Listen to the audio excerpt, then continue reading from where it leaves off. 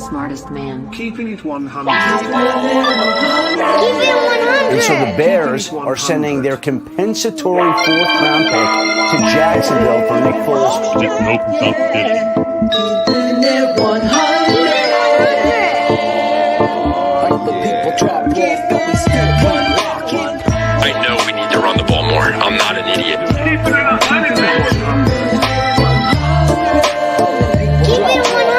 Keeping it 100.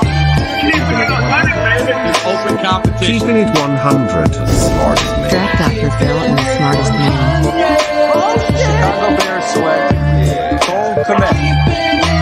Guess who's back? The two dudes that kept it real. The dynamic duo that you love, the smartest man and Dr. Phil. Breaking down the film, never a problem, kick it straight. Most shows focus on stats, we focus on the tape. We keeping it 100, never running east or west. We coming with that truth, cause that's what our fans expect. Cut off the freaking anchor, moving forward to be free. But don't you worry, Shayne's got the dumbest tweets. It ain't no secret, Phil and Shayne got some haters. But now they're moused up like the true and now and laters. Debaters, stars get kicked like Coach Tabor. Cuts had to be made, we added a barber moderator. Up and down, boys got you double checking. Sad sacks rolling like a fool drunk texting. Flexing on the truth cause you know they'll never change. Real, recognize real, that's what you get with Phil and Shayne. 100's what we do when we're breaking down the Bears. Fuck a play or a captain, all of the upstairs. The tape never lies, the truth you see, we analyze, so there's no babies like Maybelline. Straight to the truth with acumen and facts. We got a stat nerd, but he's not just giving nerd stats. Car crash, big impact like Max Sack. Every Wednesday night you got the smartest man and Phil back. Now we know you're smiling like a fat kid with fun dip. We're back better than ever and we're keeping it 100. Keeping it 100, baby. Keep it 100. Draft Dr. Phil and the smartest man.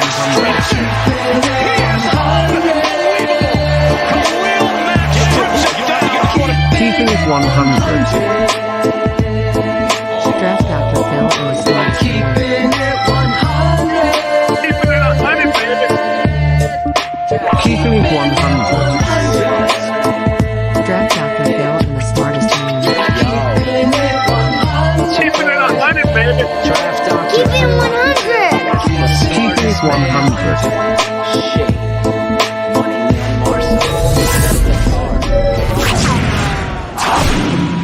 The following show is for mature audiences only. Shy City Sports.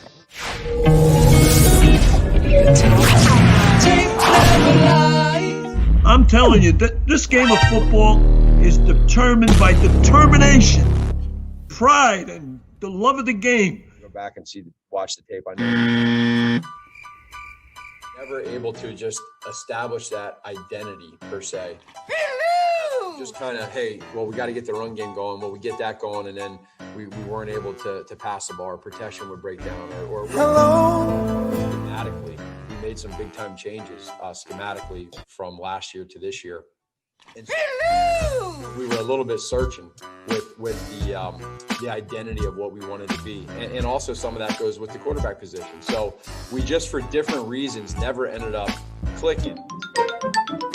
And then all of a sudden you have two bad games with the Rams and you know, our last game against the Vikings, and they're just really bad. And so, No fucking shit. and so when you're losing and you have that happen, the bye week comes at a time now where it gives us a chance to figure out, okay, what are we doing, how are we doing it, and how are we going to get it fixed?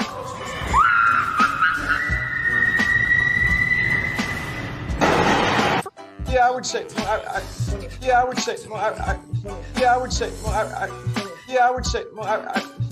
that your final answer? Our survey says. I think how to answer this in regards to saying yes. I just feel like we have a good pulse on knowing that big picture. The struggle to run the football is where a lot of this stuff starts, and so different reasons for that. And what is it? Is it scheme? Is it execution? Is it a little bit of both? And then knowing, okay, that has to get better. Regardless, I don't care who we're playing. The run game has to get better. No fucking shit. We got to coach better, and they got to play better. To coach better, and they got to play better. We got to coach better, and they got to play better. No shit, Sherlock. one of the biggest media markets in the fucking world. And they don't have an NFL caliber offense. It's pathetic. And that's what this NFL is set up for nowadays. Big plays are nice. They're good. It's set up to score points. They're almost handing you every fucking advantage in the book to put points on the fucking on the scoreboard, and they still can't. Who is the common denominator? Big plays are nice. This isn't Pythagorean's theorem. This is the reality here. This is the reality. And then the penalty. At least throw an uppercut. Right, yeah. An uppercut and a left hook to the liver would work, but whatever.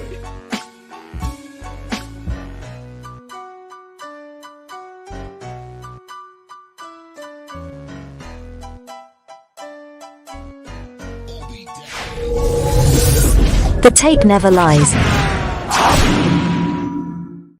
Yo, where's Claudio?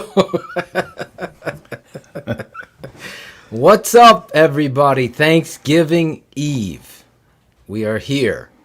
I don't know that we're happy to be here because we started at 5-1 and now you're 5-5. You see, no, we're not on a 4-game losing streak. We're not on a 4-game losing streak. The whole coaching staff is like filthy politicians. I mean, yeah. When I was putting that together, Shane, because that's from his presser on Monday.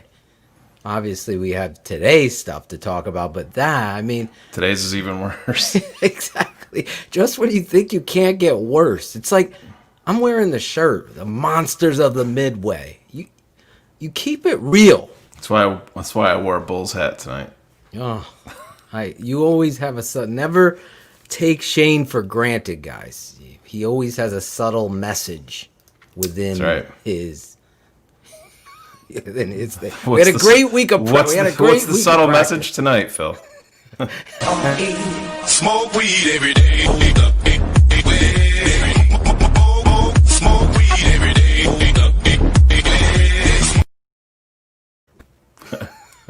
I appreciate it. I put that intro together. I wanted people to see the reality of what you're seeing daily becomes a minutia of manipulation, I'm calling it. A minutia of manipulation. It's like football is such a beautiful game. It's physical, it's emotional, it's chess, and it's also like gladiators at the same time. You incorporate everything, having philosophical ideas as well as fundamental ideas that you're going to apply. And with this, we are getting the muskrats of the Midway. Exactly. We're getting manipulation, minutia, the same old, same bullshit. I mean, today, and I know we're going to talk about it, I cut it up just for the show. I didn't intend to do any more producing, but then I saw the shoe salesman come out. And he just is tiptoeing around the truth like some sort of strategic advantage is going to be gained. It's like, just be you, you fucking said. Can you imagine in Lambeau right now? Like I said, we talked about it before. I'm sure they're just sitting back and, oh no, Mitch might play. We're fucked. Oh no, it's Foles. He knows the offense. We're fucked. Yeah, exactly. Yeah. Holy shit, woo! Nick really knows the 2.02 offense. Yeah, we're gonna fucking get in our fuck. How are we gonna scheme these guys? How are we gonna stop them? It's like, shut the fuck up and fucking be a man and a leader. It's so easy for me. Like I told Shane, this is definitely ending. Obviously, listen. I'm telling you right now, this is a boxing match. This is the heavyweight championship of coach. Your job is on the line. I don't give a fuck what anybody's going to tell you. If they lose, Nagy's done. I don't know that he'll be done on the Monday after the game because it's a Sunday night game, but he's done. There's too many people I know in this league that are telling me the same shit. That McCaskies aren't happy, that the situation's out of control, that, I'm sorry, I'm giving fucking credit to this network. because we don't have a guest on and tiptoe around the guest. If the person sucks, we will confront it. We'll confront it right there, you know? And that's really what we have to do here with this coach, because unfortunately, Shayne and I say unfortunately because I want to be wrong about this, but we've been calling out this coach where it matters, not with PFF scores and a newspaper article, but with the tape that you guys all see and watch every week. You see it. Now everybody's jumping in. Now all of a sudden it's cool. I don't want to be a Matt Nagy hater. I don't want to be a Charles Leno hater. I'm none of those things. I cheer for the jersey. I don't cherry pick. I call it what it is. You are who the tape says you are. You are who your record is. Those are the things. And when you're up there selling shoes and you're talking ass backwards, you got better back pedal than Kyle Fuller, we got issues as a coach. Because what I saw today, on top of what I put together, I mean, that was 2 questions. And I'm like, JJ Stankovitz made him. Yeah. He goes, that was a pretty good. I texted JJ. I go, that was a pretty good question. I go, no, that was a fucking great question. That's why he had such a hard time answering it.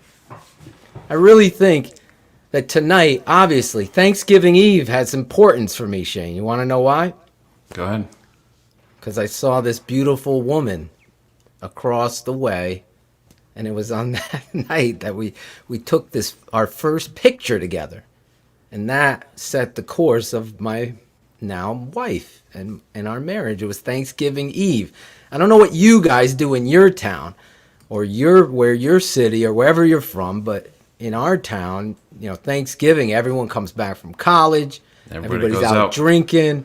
There's bar crawls. There's people walking around. Not us anymore, Phil. No more. Kids are like, what is that? We got masks on. We can't do anything. But back in the day, Shayne, almost 10 years, 11, 12 years, 14 years. I'm sorry, Steph. I don't remember. We're old. That's when we met. And let's think about me, my career, my life. Every Thanksgiving, you would be getting up, and that was your rivalry game. So the night before Thanksgiving was a time we addressed the seniors. We would address the seniors in high school, that their careers would be ending. And this would be your last game. You're playing your rivalry in our town. It was Sheehan High School. And that's what this represents for me, football, you know? And Thanksgiving and football is completely different. And we don't have a script here. We keep it real. We talk about the Bears, but we also talk about life. And for me, it's disappointing. It's hard for me. I know Shayne and I were talking beforehand. It's, you know, I can't see my dad and my mom for the first time for Thanksgiving. Yeah. So it's really tough. So Shayne and I were debating last week, are we going to do a show Wednesday night? That's why there's no Claudio, because he said, I'm not fucking doing no show. I don't care about the fans. He pulled a Greg Braggs. I'm going to put these bricks up and make... You notice Claude's not even in the chat room supporting us. He's not. But you guys are, and we did this for you guys because we're going to bring on a lot of surprises tonight. We're not going to do the full show tonight. This is Packers Bears week. As much as I'm trying to get Shayne hyped up for this, he's feeling down. And if you are feeling down and disappointed in this fucking football team, we're going to get into it with you and your questions to kick off this show. Throw the questions in there. Coach, whatever it is, throw them up there. Me and Shayne are going to look at them. Coach Ottochian is perfectly fine. We're just being safe because of the COVID. There's been situations here in Connecticut with the COVID level. I'm sure everybody's dealing with this. Phil and I realized we should have did the Friendsgiving together today when we were talking. I couldn't believe it. I even said to Steph, that's how close you are. No worries, Kevin. We're here for you guys. Seriously. Patrons and saints, fans, fanatics, lovers of the tape never lies. I want to know, are you guys ready? Are you hyped up for Bears Packers? I'm going to say this real quick, Shane. I'm going to isolate on me. Okay? Bears Packers, to me, has always been something of a mystique because rivalry and football are my life. So they walk hand to hand.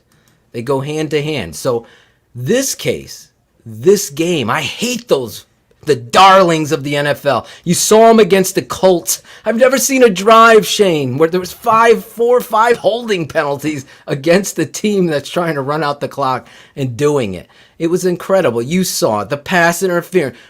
We've documented, Shane has documented the amount of breaks the Packers get. So now you're going to go play the Packers. You're going to play them on Sunday night in front of the nation. And oh, by the way, the curtain's opening like the WWE. And here comes Mitch Trubisky walking out.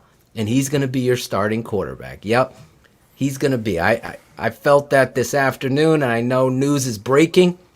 That's what's going to happen. So you have those things on your deck, on your chessboard. You got the rivalry. You got going there. You got Sunday Night Football. You got the nation, the end of the weekend. You got it all. You got Mitch returning, and you got the charter franchise against your dreaded rival. This is what football is about. This is what planning and game planning and preparation and fundamentals and all of the things you work so hard for to be at that level as a professional you get to be in front of the nation against your rivals. How this team plays, Shane, is the resume, is the impetus of this football coach. Because you could talk all the shit you want in front of JJ and Kevin Fishbane and my boy Mark Grody and so forth and so on. But what happens on the football field is so much different than shaking hands and patting Khalil Mack on the back in the locker room. That's not where a coach wins. A coach wins against a rival. A coach wins in the biggest moments, and there's none bigger. This is his career on the line against Green Bay. That's why I'm hyped up for it, Shane. I hope, is my speech getting you hyped? Bring you back in here. Try.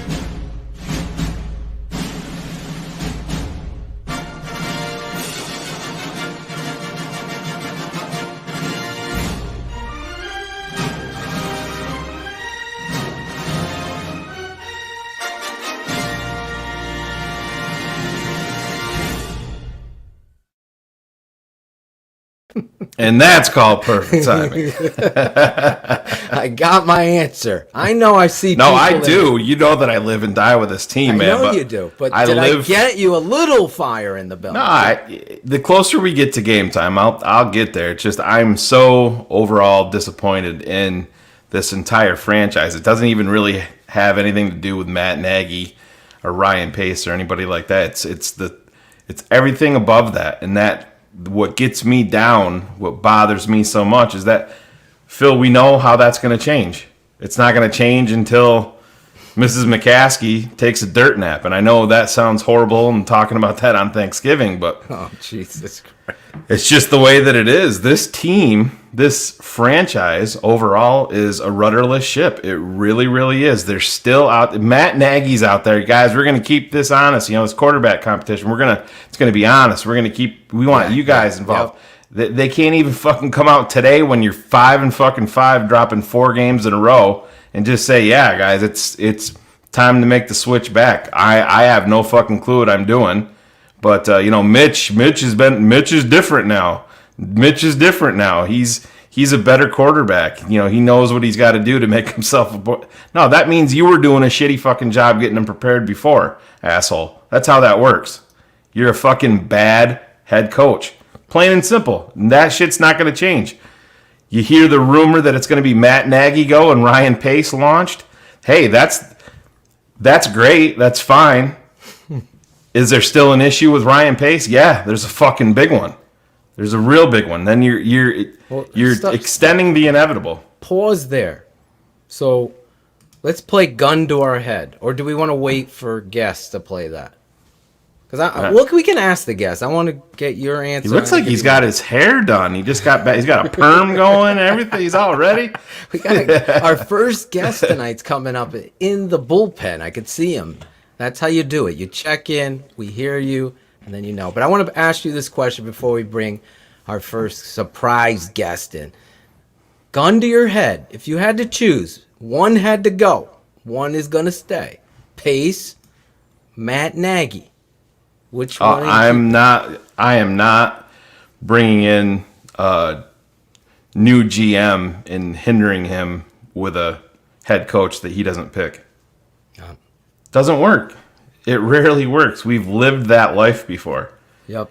We've been there. I mean, Phil Emery did it. Ryan Pace was essentially forced with John Fox. Didn't make the right choice. And Matt Nagy even. But, I mean, yeah. If you're putting the gun to my head, I'm launching Nagy's ass. And you give Ryan Pace another fucking shot at it. But I want them both gone. Yeah, I know you do. And listen, we've talked about this before. We've talked about it on other shows. I've talked about it with Sean and Maya. I talked about it here and on our other network. You know, we've never had the clean slate.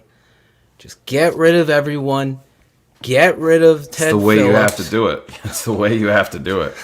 There's no other way around it. Gotta get rid of this fucking Simpsons fuck up at the top. Obviously, we've been saying that, I know, since we started broadcasting in this whole thing about Ted Phillips. I wrote the song to the Grinch. I got to bring that song back, Shane.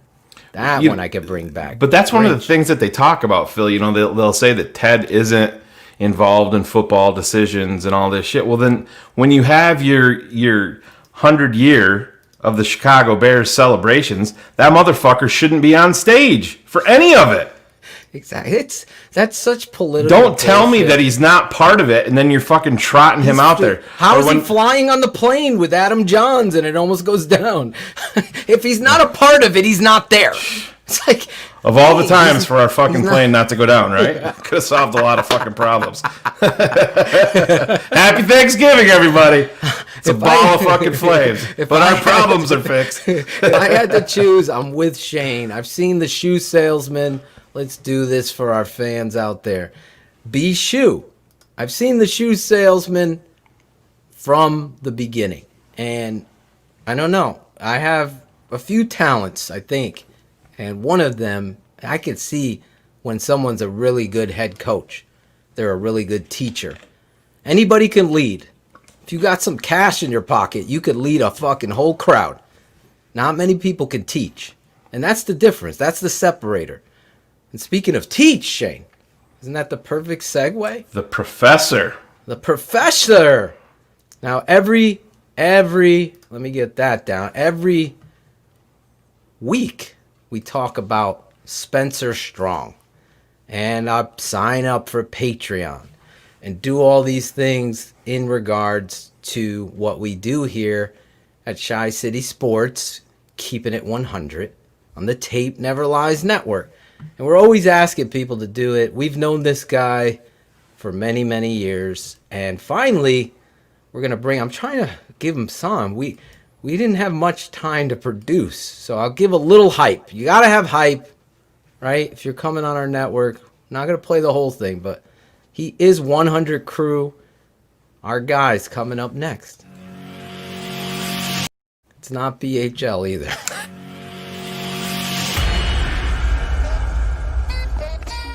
It's 100 Crew Hot Takes. Phil and Shane bringing on a fan to talk Bears and what just happened in the Bears game each and every week. You have to have hype. Gotta have hype. This guy better bring it tonight. If he doesn't, I'll be disappointed. The professor. Where's Marianne? I know the skipper. What's up, guys? There he is. This guy. He's got his tone. Khalil Mack will sack your what? I can't. Quarterback. There you go. Oh, I thought I was going to say Khalil Mack will sack Dan's ass, but I didn't read the whole thing. I'm sorry. Are we live? Yes, we are live. We are live on Thanksgiving Eve. gun to your head, Ryan Cox. Those of you that are just tuning in. This guy here, and you're shooting him already, man. Yeah, gun to your head. Well, you got to make the right choice or you're out. Are you going to keep Nagy or are you going to keep Pace? Pace stays. There's no doubt about it. Pace stays. I mean, the on-field product is a train wreck. Yeah. Pace is part of that, of course. Yeah. But it's the coaching. You see it. We've seen it for weeks now, for years now. Phil, you've been on it. You said so. You have been on it for years now. I remember in 2018 when you were saying it. Yeah. And I was shaking my head like, what are you talking about? We are winning. But no, we sit here in 2020 and it is a train wreck. He's got to go. If it's one of the two, Nagy's got to go. Pace stays. I agree. That's how you do it. I'm with you. I'm totally with you in regards to this. And I think that's what's going to happen. I mean, there's. Dude, it seems that's this the is the stage, though. This is it. If he wins this Phil. game, I mean, the McCaskies are gonna, the fucking hearts and rainbows and God. clovers are gonna be. Ginny might get pregnant over the fucking weekend if they win the Packers game. It's a Christmas miracle. Last time we played them nationally, Shane, what was that stat? Off of. And Josh McCown pulled the upset. Yeah. The Bears have lost 6. Yeah, the Bears have lost 6 in a row coming off a bye, including a 23-16 loss to the Packers in 2017 and the infamous 55-14 ass kicking in Green Bay in 2014. The last time the Bears did win after the bye week, a primetime game at Lambeau in 2013 with backup Josh McCown. Yep. Wow. 2013. 2013. It's amazing. We're going to take this bye week comes at a perfect time. We're going to reassess. We're going to self-scout. People are going to get healthy, and we're going to lose for fucking 6 consecutive years, probably heading to 7. Did you hear the quote, Ryan, where he was like, there was a clever wording, and I wanted to put it in here, and he's like, yeah, he's talking about how many times he's played the Pack. Yeah, we've won. I mean, we've 1 out of 3 or some shit like that. Instead of just we got to do better. I've only won once against these fucks or these clowns, however he'd say it on the stage. Instead, he's wording it, 1 out of 3. It's like, that ain't bad. That's like the guys that use PFF, to fight their arguments. It sounds good. But reality is, it sucks.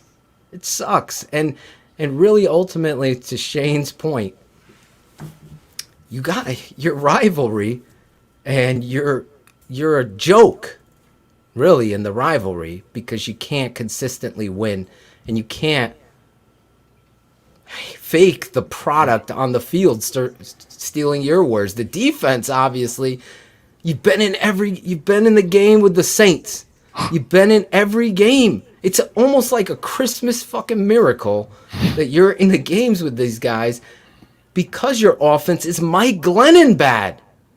It's Mike Glennon bad, who, by the way, is starting this week. I saw that round circle. Full circle. The full quarterback circle. But really, ultimately, talk about what this game means to you, though, as a fan and as somebody, who follows the network here. We love you here. I want to hear what you think. Well, it's painful. I mean, good grief. We've hardly had any success against Green Bay. And of course, living through the Favre years and then coming into Aaron Rodgers, I mean, it's been nothing but pain. And I was thinking about this. How happy are Chris Collinsworth and Al Michaels that they don't have to do this game? Yeah. I mean, they've got to be thrilled. They're like, I don't have to call that game.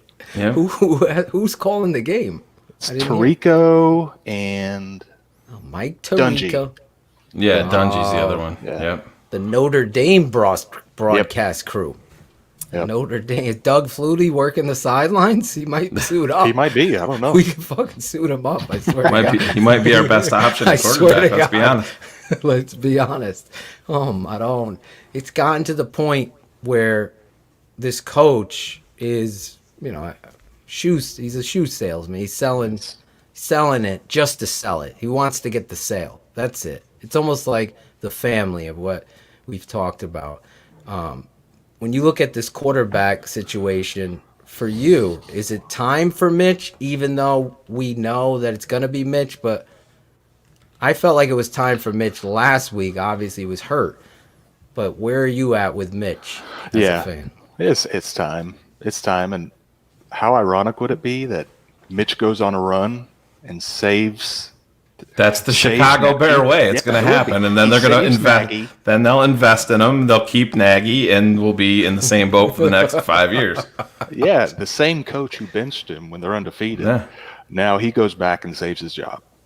I wouldn't be surprised in those. That would be a movie story. However, I tried to get this Walter Payton movie done.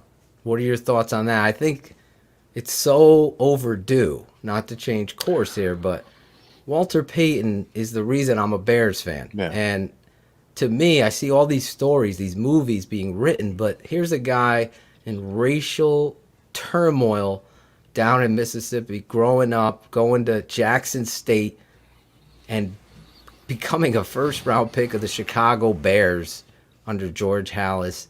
And the rest is history. The greatest to ever play the game.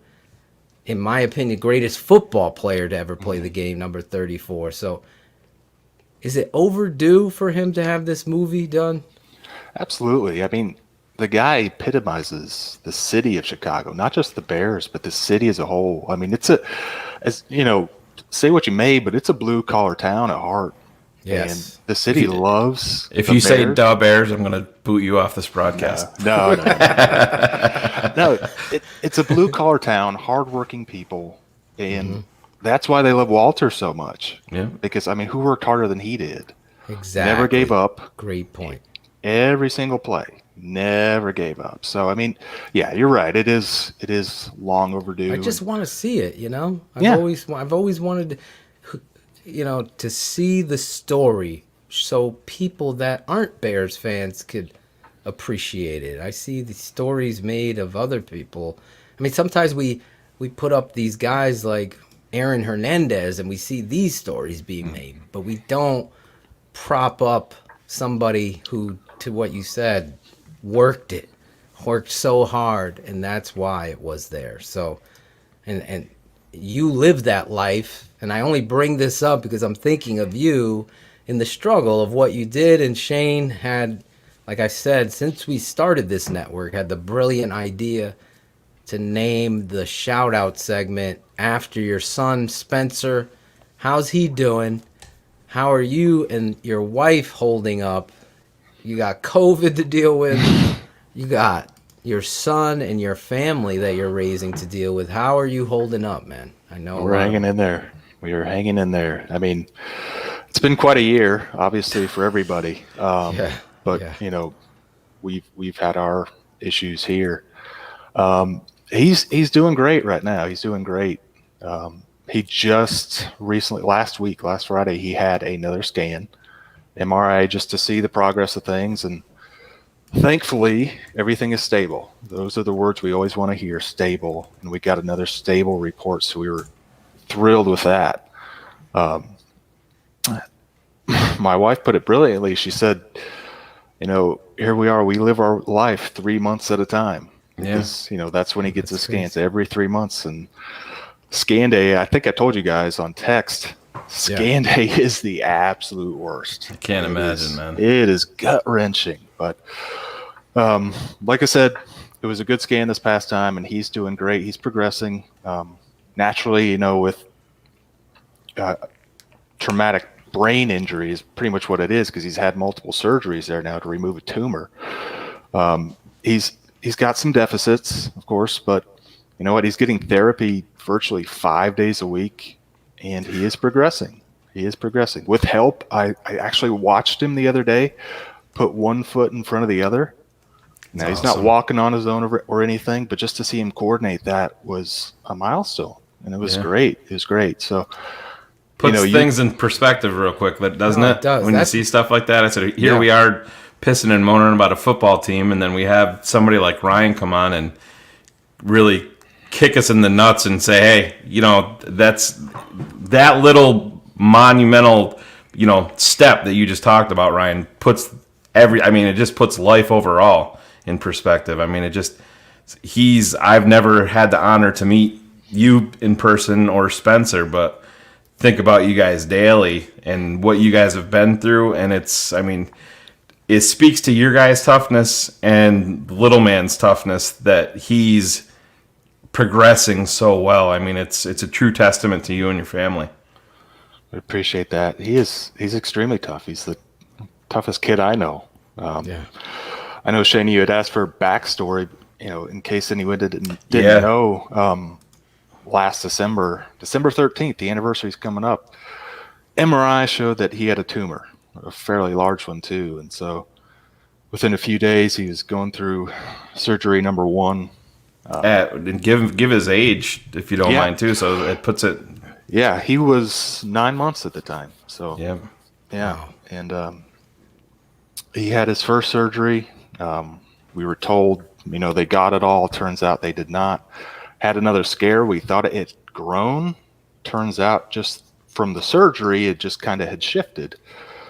So after that, we sought consult with Lambeau Children's Hospital in Memphis, and one of the top pediatric neurosurgeons in the world said, bring him here. This was, I think, maybe on a Thursday or Friday. He's like, I want to do a surgery on Monday. So we're like, okay. Wow.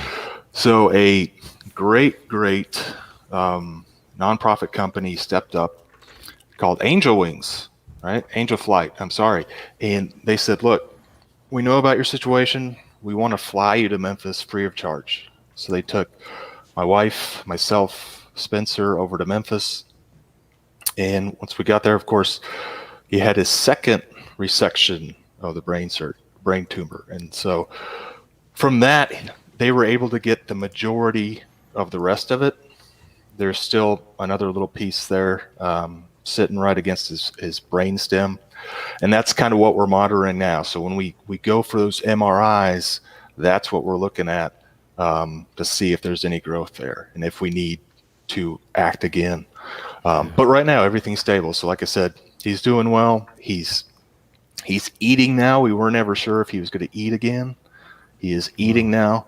Very nice. Just got done a little bit ago, watch him chew his food and swallow and everything like that. So it doesn't seem like much, but it's so much progress. We're so proud of him and so happy and so thankful that we've got another good report here. Well, so those of you just tuning in, we're taking a little, it's Thanksgiving. It's about family.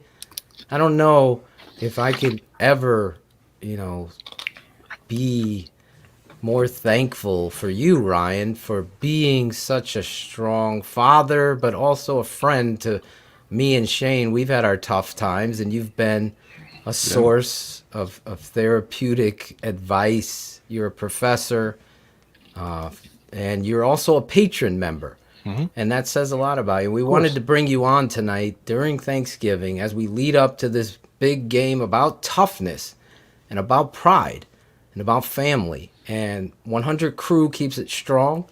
Obviously, those of you new listeners, we're going to talk Bears, but this was important that we bring our friend on, someone who supports us, obviously professionally, but as a friend, to tell the story and put life into perspective here on Thanksgiving Eve.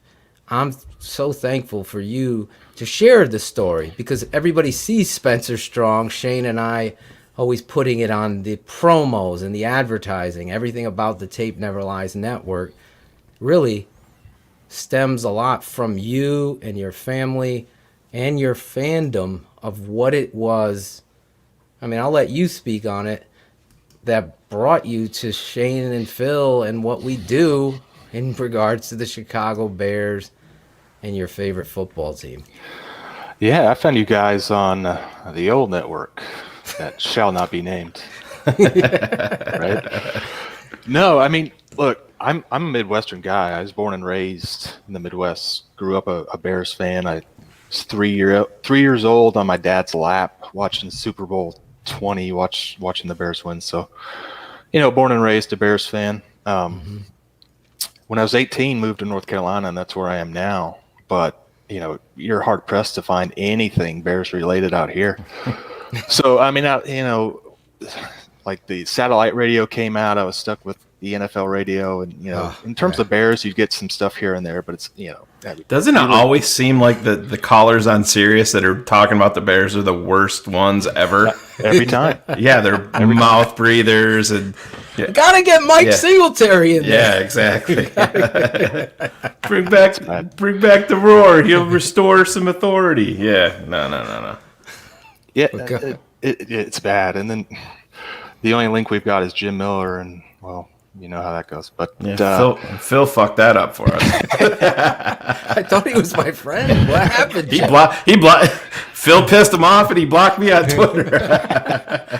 Everybody's blocked me on Twitter, but except Charles Leno. He can't block anybody. Exactly. I'm sorry. I had to. Well, once I got on Twitter, I just went on, a following a frenzy, trying to find anybody to talk Bears with, and I think I followed you guys eventually, and I saw you guys were advertising your show on that old network. Right. So eventually I tuned in, and I think, if I remember correctly, it was one of the off-season periods, and that's what hooked me. I was like, well, because there's a lot of podcasts out there where the guys just don't really know what they're talking about, but you guys obviously did, and you could hear your passion, you could hear the truth, as you put it, Phil. Yep. You guys knew what you were talking about. So once I heard that, I was hooked, and eventually I got involved in the chat room. I think, Phil, it was you that reached out, right? You reached out to me personally, said thanks, and that touched me. It really did, because no one had done that before. And, I'm pretty introverted. I'm a guy that keeps a small circle of friends. But you guys always made me feel kind of like family. So you had me there, friend for life. So as soon as you guys made the move, of course, I was going to come with you. Here I am, patron number 13. Number 13. Glad to be here. Yeah, Johnny Knox. Johnny Knox. I was hoping it was Dan Marino when I was a kid, but that didn't work out. We got Jim McMahon. But were you nervous tonight to come on the show? Were you anxious? Was there... Sandy Tom said it was the scariest moment of his life. Was so surreal. I still think about that like all the time, having Sandy on. He was like, I can't believe I'm talking to you. This is a guy we talk to all the time. He's like, I can't believe I'm talking to you guys. This is so crazy. But I remember him singing "Bear Up, Bear Down." Yeah. Shane put him on the spot. Verbatim. Yeah. He was impressive. Are you saying that's what you want to do, Ryan, right now? No. Introverted people like to come on our show and sing, Ryan. So you weren't nervous then. You were good. Not really. I mean, there's a little bit of anxiety just not having done this before. I wanted everything to go smoothly. Yeah. But no. I mean, look, like you said, we've known each other for a few years now, and we've talked before. We did the draft together. We watched the draft together, at least the first round. This past year. We're gonna do that. The Patreon. It's gonna be fun. Just wait till we upload this show and you read all the comments, and you'll see what it's really. Who the fuck's the bald asshole from North Carolina? Why are you talking about this shit? Bring back Dicka. There's so many trolls in the world. I was saying that to my wife. I was saying that to somebody else today. It was funny. Actually, we had a guy coming to assess our house. What do they call that? An assessor? Is it? I got it. Okay, when you're doing a refinance, they come in. They're called the assessor? Okay, so he's the you said they were assessing your house. He's assessing. So I was talking to him. He saw the studio. He's like, it's an appraiser, Phil. Appraiser. There. See? I knew I was wrong. There is such a thing as an assessor. I didn't know where you were going. Rick Hamby. Phil's not good with words or his hands. I'm very good with words. I couldn't think of the word. I knew I was wrong, but you were telling me I was right. If loving you is wrong. Anyway, I don't want to be right. I was telling the guy he's like, it's amazing how angry people are. It's like sign of COVID. People are driving crazy. They're acting crazy. And then you see it, a lot of the YouTube comments, you see of the, it's like, I'm not debating what I'm analyzing. I'm telling you that Anthony Miller should have caught both of those passes last week. I don't care if it's thrown behind them, or is it 2 weeks ago now? I don't care if it's thrown behind you. You're an NFL receiver. You make the catch with your eyes through the hands. We've done that. How many amazing catches do you see on a weekend? But all of a sudden, we can't hold our same professional athletes to the same standard as other teams do. That's a loser's mentality. That's a loser's mentality. So if you look at those plays, you know, Anthony Miller running through that catch, diving for the effort, but if he takes another step, dives through it and pulls it with his fingers, he catches that ball. He catches that ball. And those things change the whole game, Ryan. When has Anthony Miller made one of those catches? He's always close. Yeah. He's always close. But I mean, when's he come up with one? He is like the Ryan Pace of receivers. It's like he's close, but he just can't. Well, he's wildly inconsistent, just like everybody else around him on this offense. You know who's consistent? Khalil Mack. You know who's consistent? Roquan Smith. Somebody that looks themselves in the mirror and doesn't talk shit, gets pissed off. Like, at some point, somebody on this offense needs to get pissed off. And it can't be you're pissed off because you got to block. You got to be pissed off because you're not playing to the level that you should be. That's the difference. I hope people understand as a coach. I'm not a professor. I am a teacher, though. And I could teach you that all it takes is... You're not an appraiser. I'm definitely not that. I will appraise the tape, though. I know when someone doesn't know what the fuck they're breaking down on film. I see these clowns all the time. I also know when you do a good interview versus a bad one. I can appraise that, Shane. I don't have the worst player in the fucking world and kiss his ass. I don't do that. I want the truth. I want the truth. I'm never going to manipulate that. I don't have an agenda with Anthony Miller. It's like you said, Ryan. He's been close to making plays. There's something about that. It's like golf. You can't be close to the hole as a putter. You can't, right? So as a receiver, you got to make those plays. Wayne Corbett, my teammate at Hofstra, that motherfucker made those plays like it was nothing. The ball thrown behind him, he's contorted his whole body, threw it out there, caught the ball. You see these players all the time. Think about Landry down in Cleveland. Is he making the fucking catch? Yeah, he is. He is. That's the professional. Now, can he do that? Yes, he probably can. But he's somebody that really, really needs to step up. And I've had so many people weirdly defending him. Now, when you watch, obviously you watch the patron version of the tape never lied, the longer version, defense and offense. But honestly, do you think I ever pull favorites for Nick Foles or Mitch? Am I not hard enough on these guys when you listen? No, I never got that sense at all. I mean, you guys say it all the time. You root for the jersey, and that's all. So, yeah, that's it. I follow every Chicago Bears player. When they're not a Bear, I don't give a fuck who it is. See ya. Unfollow. I'm a Bears fan.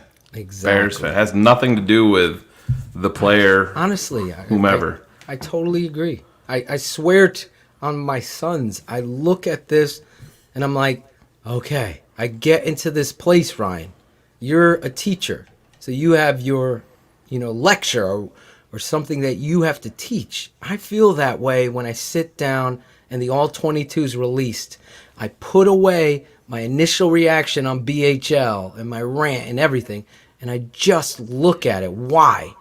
Because that angle behind the coach's angle, it tells the whole fucking story.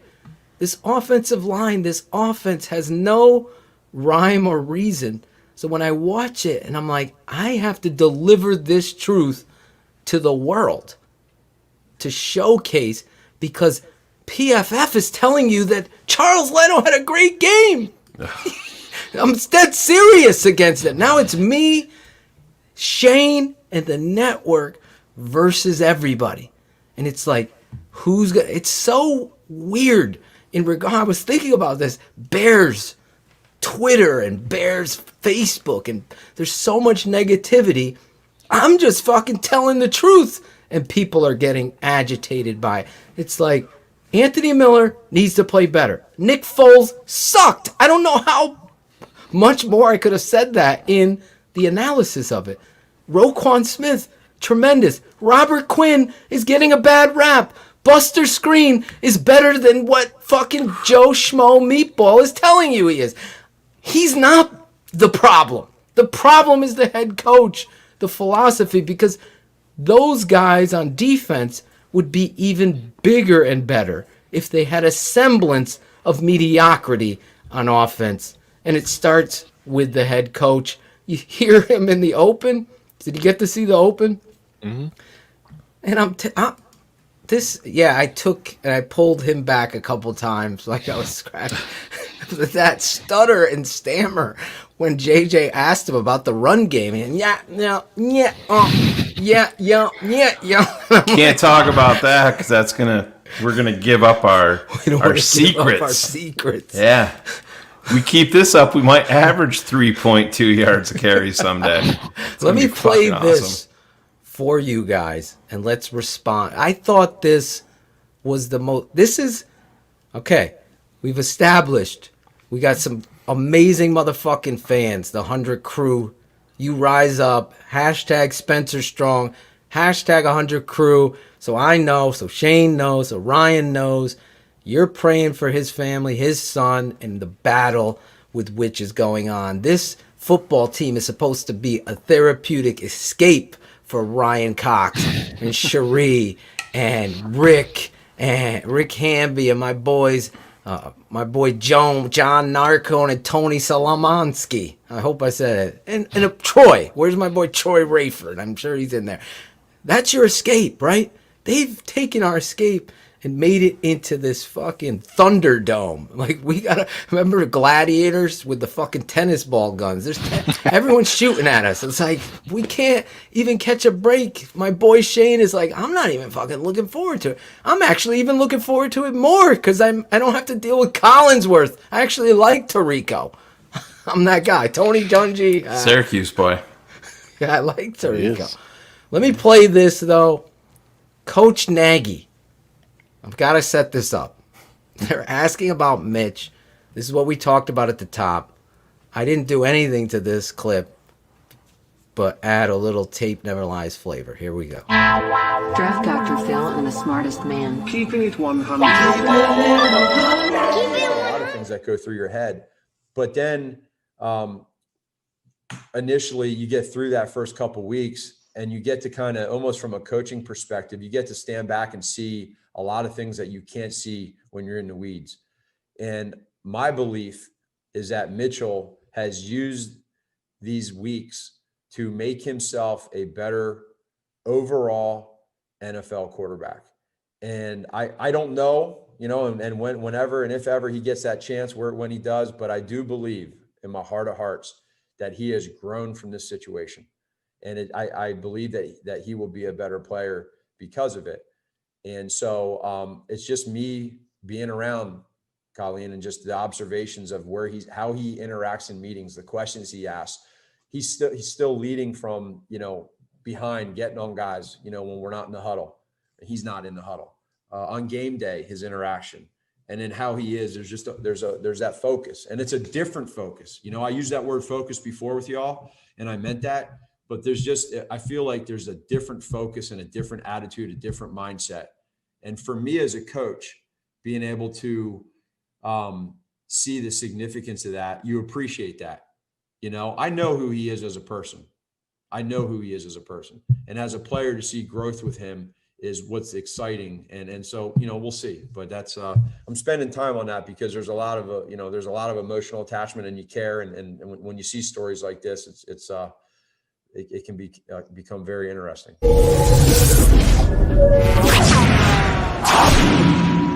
Bears Packer week. Let me say this real quick. And then I want you guys. You just went on a eulogy, an epilogue, an epitaph, a stag. Enough of the words, Phil. A stag speech, a best man speech. And then you refuse as a head coach to name this guy the starter. It's such ridiculous politics. He's smarter than everybody else, Phil. Don't you know that? Oh my God. I'm sitting there watching this as I'm cooking dinner. I made homemade pizzas tonight, Shane, for the family. And I'm sitting there and I'm like, you are saying everything and you're actually being fucking vulnerable, but at the same time, you're lying. You say that and say, he's our guy. That's where we're rolling. And you fucking step up to the fucking challenge of the Packers. You're watching that, Ryan. What do you think of what you just saw there? I was listening to him, and it's almost like he's taking credit. Yeah, it's like, I agree. Look how much I see how much he's grown. He's learned from this experience. I sat him down, and now he's going to be better for it. And thanks to me. I mean, what would have happened if I hadn't have benched him? Yeah, the light came on after I taught him in year 3, and I benched him. Listen, I'm telling you, you guys, Shane and Ryan, you guys know this. What did I said? Mitch 2018 is part of the reason you won. To have a head coach so concerned about his offensive philosophy and not his quarterback and what he does. You heard my father come on, all of this recency stuff. But I'm telling you, this motherfucker destroyed this young quarterback. I don't care what anybody says. I will say this as I'll put my reputation here.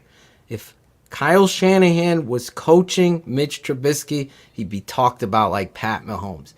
He's got all the talented attributes. His offense is something completely different than Matt Nagy wanted. And what Matt Nagy wanted, Matt Nagy got. And unfortunately, all these fans that love this team are seeing Nick Foles fucking look like a chump and Matt Nagy look worse. That is where that speech just sits so... it's like that father who was abusing his kids and he's saying, I didn't do anything. And he's just lying right through his teeth. It really is a fireable offense in my opinion. That whole thing was just disgusting to me. I literally put it together fucking 10 minutes before we went live. It was like, I have to show this to our fans. That's keeping it 100. Nobody fucking else is going to confront that. No one. I don't even think. I really don't. I think people like toe the line. They like the guy. I thought it was a shitty move. Great point on you, Cox. Great point. H.L. Priest agrees with you. Well, how many careers has he stalled at this point? I mean, how many of those receivers might have taken off if they were in, some sort of decent offense? I mean, Riley Ridley can't even see the field.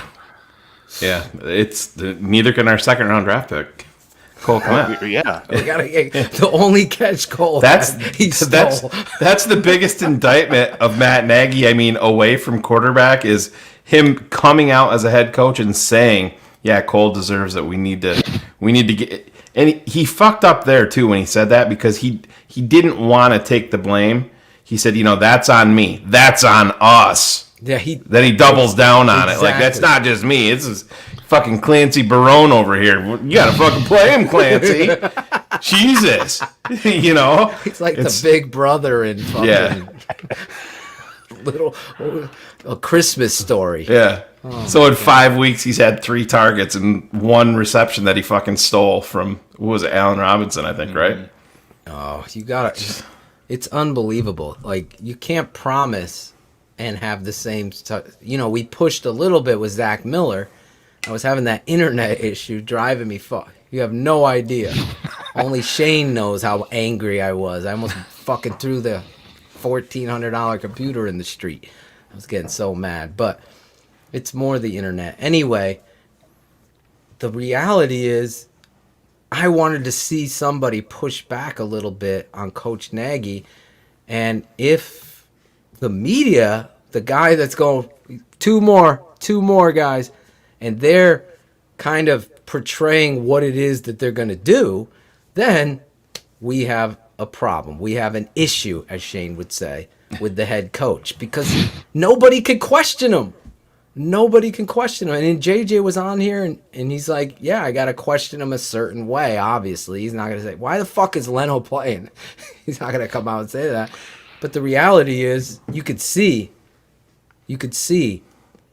what has transpired in this culture, if you will. It went from being BU Club Dub to fucking Rub-a-Dub-Dub, the toilet bowl right now, because that's where we're at with this fucking team. It's unbelievable. You just shake your head. You don't even have a comment to that. Nothing else. That's where to we say all there. are, man. Cole Kmet, Jordan Howard, David Montgomery. Let's put in Cordarrelle Patterson. Jordan Howard's back with Philly. Taylor Gabriel on fades. Trey Burton. I thought Trey Burton showed up in 2018. Me and Shayne were like, why not keep him? They cut him. Now he's making plays with the Colts. I'm like, he's a wing. No, I don't know. We saved what, $3 million, $4 million on the cut instead of getting some movement there. I know people didn't like Trey Burton, but I've said it 100 times. If you're loyal, you know. Trey Burton, the guy always got open. He always got open. He made plays for Mitch. You got to have playmakers, somebody that gets open. The only guy doing that is Allen Robinson with consistency. At some point, you got to hold accountability. You got to have those things. Well, everybody's coming in, Shayne. Everybody at the same time. Look at this. It's amazing tonight. Green room's filling up. Green room is filling up. Ryan Cox is with us tonight. Thanksgiving Eve. What does it mean to you, Ryan? I'm throwing questions at you. I told you, for me, the night before the rivalry, actually met my wife Thanksgiving Eve, rekindled. We rekindled. We got digits that night. Keep it 100. Nice. That's what this night means to me. Shayne, what does this night mean to you? Then Ryan, we'll give him. Or are you ready, Ryan? You have your thought. I didn't want to put pressure on you. Thanksgiving Eve is usually travel for me. Really? Obviously not now, but yeah. I mean, usually we're on the road heading to family. I mean, Thanksgiving's always been about family and fellowship and football, right? The 3 Fs. Yeah, there you go. But Thanksgiving Eve, we were always on the road. We're staying put this year, of course. I think many people are. You said y'all are. So, yep. But yeah. I mean, hitting the road, looking forward to seeing family, getting together, just having a good time with old friends, and like I said, fellowship and family, and watching some ball. And you're heating up that apple cider tomorrow too, aren't you? That's right. You got that recipe ready. I know I got mine ready. Well, look, here's a pro tip for you. Do not go to the liquor store on Thanksgiving Eve. Oh yeah. Don't. Tried to do that tonight. Didn't work out very well. Yeah, it's terrible. That's a tough. We were down there too, and that's why I went the other day and got it, because I've been there, done that. But we drove by it tonight, and I'm like, oh, look at all these assholes. I mean, the line was outside of the store. It's crazy. It's crazy. Yeah. Darnell Mooney does get open. We got guests though, Shayne. So how do you want to proceed with this? Are we going to bring them on? Yeah, however you want to do. You want to stay, Ryan, or you got business to handle? I'm cool. Yeah, sure. All right. So you said the 3 Fs: family, football, and fellowship, right? Mm-hmm. So that leads me into introducing our next guest, and I'll bring them one, because each one of these guys deserves their own time. It's time to shine, not We're not kicking you out, Ryan. You're staying. I'm just saying. I'm going to introduce our next guest. This is patron number 1. So this guy's actually, backstory, signed up before we even went. Me and Shane even knew it even existed because Jimmy Larison, a.k.a. Yoko, he started the patron and was working on it for us as we're like getting it ready, and we were fumbling with the app and issues and how we're going to do this and all these crazy ideas that we have for everything. This guy's already signed up, and he's a proud member of our patronage program and a fellowship of the Tape Never Lies and family, because you're 100 crew. So I didn't get his, I just recently got his digits. So perfect segue here. Let me bring in our guy, Otis Nichols. Otis Nichols. Look at this guy. Hey, what's happening, guys? What's going on with There he is. Happy Thanksgiving, Otis. Happy Thanksgiving Eve to all of you gentlemen, man. It's a pleasure to be on the show. Loved you guys since I've seen you, man. It's been just awesome because it's nice to see real fans, man. Not just people that just want to throw shade, but actually people that have real ideas on how to make our team better. You know, okay. I love that. Well, we love you, and we might have to.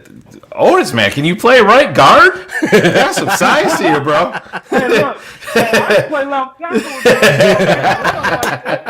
We'll give you $7 a month back if you could play offensive line, bro. Listen, man, put me in because you know what? I never got the chance to play football, man. My mom just would not allow it. Oh, you had that mom. Man, my mom was a nurse. Kids was getting crippled. And not my Otis. No. That is exactly what she said. And she wasn't going. And I tried to tell my dad, I was like, hey, Dad, come on. I love this game. You know, this is what I love to do. And my dad's like, look, man, I'll fight a lot of battles. I ain't fighting nothing. I'm like, all right. So I had to risk it in a field with bricks and rocks in it, and I was playing more dangerous in the neighborhood thing. That's usually what happens. That's exactly what happens. And that's what happened, man. I love this game, man, and I hate to see what these guys are going through right now, man. I've been saying it for years. Even before Nagy, we've had our issues, you know, so I'm not going to throw it all on Nagy. But he has been the worst situation we've had at coach. The worst. Even worse than Trestman, and I know y'all don't all agree on that. He is worse than Trestman to me because even Trestman knew how to make an offense happen. He couldn't do nothing with the defense, but he can make an offense happen. But we also didn't have talent at the time either. At defense. You didn't like James Anderson? He didn't do it for you? We have talent right now, and the guy has us looking like a high school team. He has looking like a high school team, and I don't understand how the first 2 games we were able to run the rock. Yeah, we were healthy, all that. Getting to that 3rd game, man, and Mitch had a struggle in the first half for sure. And then he subs them out, and we get through that game, we win. So let's absolutely change everything in game 4. Dumbest stuff I've ever seen, man. This guy, he wants to change everything. I believe in practice that he was training them to do both. And I think that's why they're not good at anything. It's because how he trains these people, man. He doesn't let them get good at anything and just leave it there and then keep establishing that and improving those techniques. He keeps jumping all around. It's like a little kid, man. Otis, he's talking about an identity again today, this week. I put it together in the open. It boggles my mind as someone who coached, and coaching is teaching. Your fundamentals are the very basics, but every person, no matter what level, has to re-establish the fundamentals and the expectation of what you're supposed to do. If you can't dumb it down and be okay with that because your pride or your ego is too much. We see it every fucking red zone trip now. Yeah.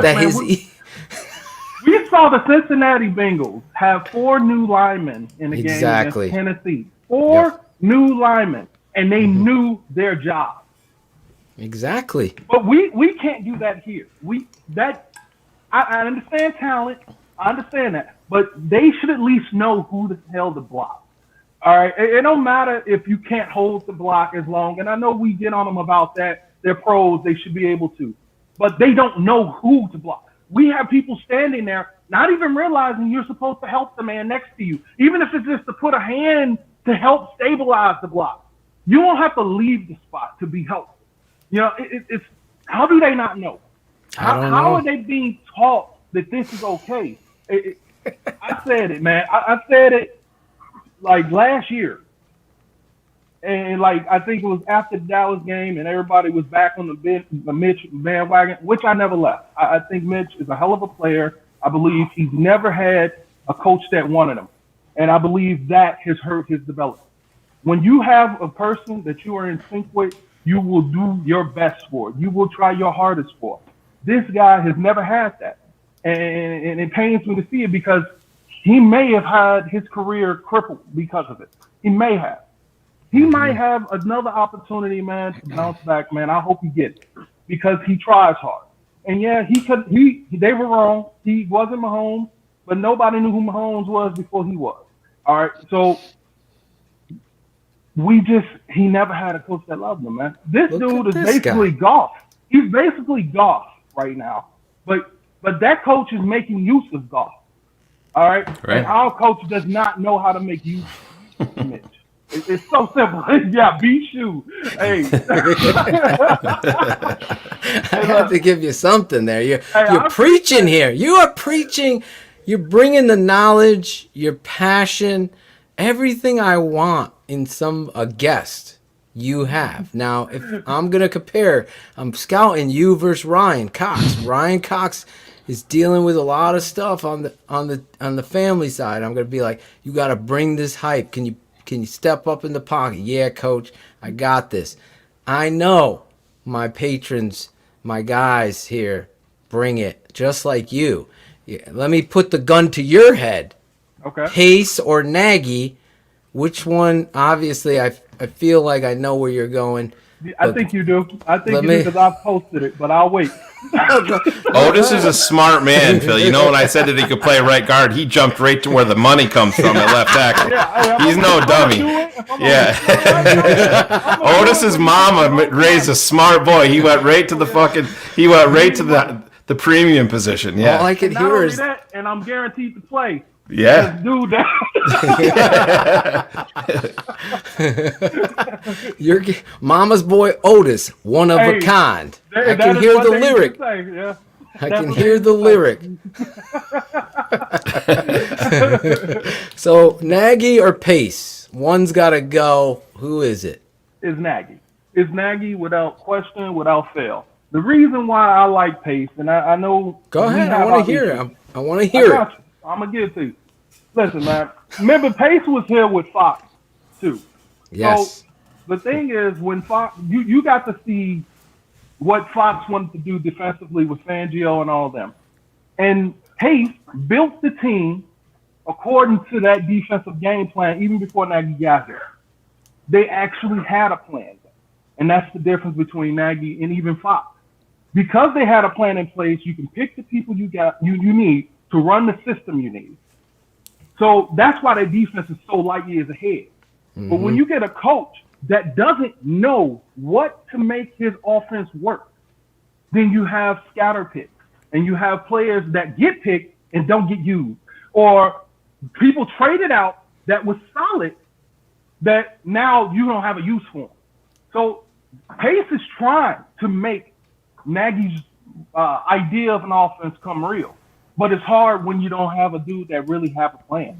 That's what it looks like to me. I love it. That's can't really disagree. It's well broken down, man. I can't use Howard. So Howard gone, we get Montgomery. Everybody knew that we was gonna be trading him. You know, all off season, it was a kicker issue. So we brought in 13 kickers. Oh, Pace looked out for him, right? He giving him what he said he needed. What was it last year? Tight ends. How many tight ends we have this year? Well, that's the separator right there, Otis. I've went back and forth with different people and the people that saying you got to put this all on Ryan Pace because he's the guy bringing in talent. Listen, he's not going into free agency and into the draft and saying, "Oh, Matt, these are the guys you want." Well, no, they're not high on my list. I'm going to provide you with these guys, and that's what you're going to. That's not fucking happening. Ryan Pace handpicked Matt Nagy. Of course, he's going to give him the fucking bullets. Roll with him. Yeah, exactly. Exactly. Look, did you ever hear anything about the line before this year? Right. I mean, they you did on this network. Yeah. Come on, Otis. Mama's boy Otis, one of a kind. On this show we heard it, but the masses was talking about tight end. They were talking about Mitch and all that. And the thing that got switched was Foles came and tight ends came by the bundle. All right. Yeah. No tackles, no linemen came, none of that shit. And now everybody want to throw the shade at Payton. Who evaluates these people all through the year, man? When we get into that meeting at the end of the year where the GM sits there with the coach and they're talking about what we're going to do for this future, what do we need to do to make your situation work, man? When we're talking about that dude wasn't saying, I need a left tackle, and Payton was like, fuck that, I ain't giving you one. Yeah, exactly. My handpicked guy. No. There's no way.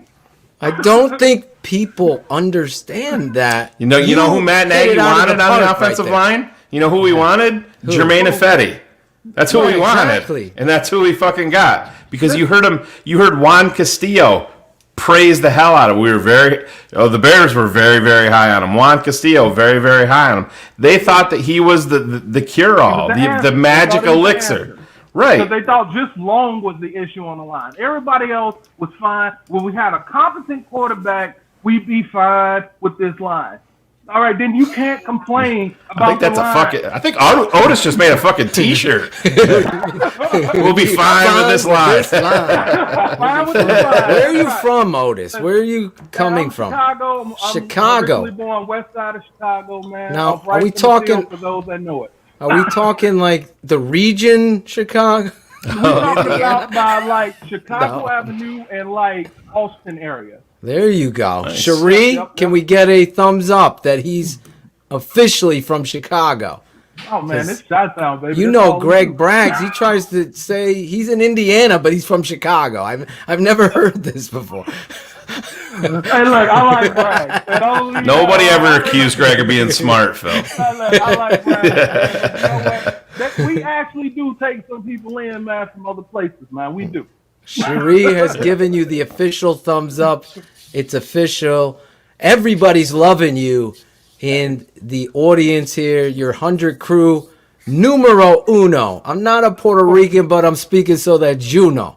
That is a famous lyric from Special Ed, who I loved back in the day, from Brooklyn, New York, Shane, where my father's from, and where I spent summers. Yeah, where Phil grew up. I don't say I'm from where Brooklyn. Phil grew up. 2 days every summer. No. 3 weeks. Anyway, I got a question for y'all. Go ahead. Fire away. I'm gonna give you and Ryan Cox each a question to ask Shane and Phil. Go ahead. All right, this is what I'm thinking, man. At least for the next year, I believe that offensive line is even more important than picking a quarterback early in this next draft. Now, a lot of people like throw away draft capital and all that stuff to get a quarterback. I just don't see a quarterback that changes our situation like that in 1 year. So what does y'all take? Are we getting offensive linemen first 2 picks or what? What you think?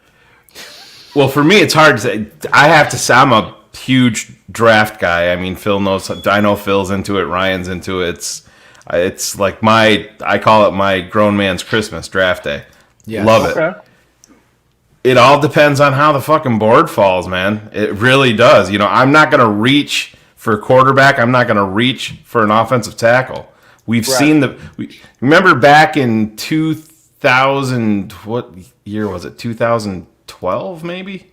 Around there? Williams. Yeah, or no, that was 2008 they took him, but remember Gabe Karimi? Gabe Karimi, Yeah. Gabe Karimi. Everybody was, if you go back, the Bears Pencil legs Gabe. Yeah, the Bears used to put out these videos showing like behind the scenes stuff for draft day. And it always drove me nuts. They showed a couple of guys in the draft room, and they asked. The Bears had a guy from Seattle come in. I'm blanking on his name to help in the front office, and they asked him. They said, "Who do we like? Who's on our board?" And I'm like, "You're in the fucking draft room, right?" You know. And he leans back like this to the rest of the room, and he goes, "Karimi." Says it like that. I'm like, oh, it just shows you how this fucking franchise is so scatterbrained. I mean, you're in there, and I mean, come on, they were picking what in the mid-20s that year. It was 20. It was late 24. 20. Yeah, because there was talk about Karimi going way high, but everybody red flagged him medically, and we saw how that worked out here. Yeah, it's like Phil said, he had those toothpick legs, and he was a total hype machine. But it's like, oh man, but. Otis, yeah, to me, it really depends on. I mean, if there's a quarterback there, and say if you're 16, number 1 or number 2, yeah, if you're at pick 16 and one of your quarterbacks that you love is there, and there's your number 1 offensive lineman, quarterback's gonna fucking trump it. Yeah, quarterback's gonna trump it. So to me, it obviously falls. Listen, and I know this is gonna fire up the fucking chat room. I told Phil about this months ago. I think that the Bears are going to go back to the fucking trade market, and I've said this forever. You saw the team that I talk about all the fucking time in the Philadelphia Eagles. They took a kid in the second round that they're going to be grooming for 2021. There, you fucking bet. You sit back. You watch this fucking team. That's what they do. That's what they do. He'll be the guy that'll buy him fucking time, that knows the fucking offense. If Matt Nagy is here, has some more mobility than Foles. But we'll see. I think they'll be back in the trade market. But either way, they have to bring in a fucking kid through the draft. I know people were still making comments about, I was a Kaiser guy back in the fucking day, and I own it. People put it in the fucking chat room. Don't think you're one-upping me. I'll readily admit it. I was a big fucking Kaiser. I would have added him to the practice squad and said Tennessee signed him to the practice squad because Chicago doesn't fucking need him. Okay, we got Tyler Bray. Tyler fucking Bray. Let me say this to answer your question. I'm so step for step with Shayne, and I know I'm gonna say this like this. If you're a Bears fan, I know we're going to bring the best draft coverage out there because we're going to analyze the tape and not go by what Matt Miller is changing when he hears somebody else's stuff. Yeah. We have to do it. You have to scout with your Matt eyes. Miller's going to love me come draft time because I've been screenshotting my fucking ass off. So we're still I have a fun. fucking encyclopedia on him that I'll... He's got nowhere to hide. No, Didn't he somebody doesn't. jump like 60 spots? Yeah, you remember that? Yeah. Yeah, it was the kid, my boy from the Jets. Yeah, the Jets, the fucking mountain man that they fucking drafted. Yeah, he jumped up 65 slots in like 18 days. Hours. Yeah. No, it was 24 hours. Is that what it was? Oh, Yeah, it was after this came out. Whoever, what was it? Mekhi Becton. Yeah, Mekhi Becton. Who was the draft analyst that? Oh, it was Daniel Jeremiah. Yeah, that's number 2. Then Miller the next fucking day jumped 64 spots. Yeah. Who does that? No one. Yeah, I don't want to put anybody's names out there. I'll let them speak for themselves. But I know quite a few analysts that just raise their eyebrows that people are like sheep falling for this guy's game. I will say this: there'll be no games. We'll say our pieces. We'll put it all on the table For me, I'm much like Shane. I got to see where you're drafting. I got to see what the board is. I know what our needs are. Obviously, you need an offensive tackle. But you can't, you can't reach. You also can't just fall in love with one player. You got to look at this team a certain way. And quarterback, unfortunately, or fortunately, trumps them all. And you got to find them. And how you rank them here has been a fucking story. As you all know, first rounds have not been very good for Ryan Pace. Although Roquan Smith, buddy, he's been playing his ass. I'll be honest, I wanted Marcus Davenport, and he's playing his ass off in New Orleans. That's a monster there.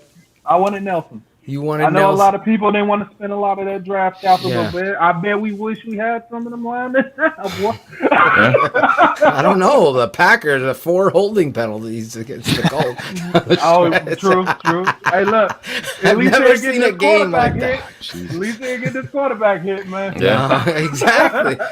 Well, they were running. They're trying to run out the game. The refs are trying to help the darling. Hey, You got to see a game with me, because when the Bears are playing the Packers, the intensity level just goes up 10 notches, because I know we have to play perfect and we're going to get cheated. You're going to get the call that goes against you.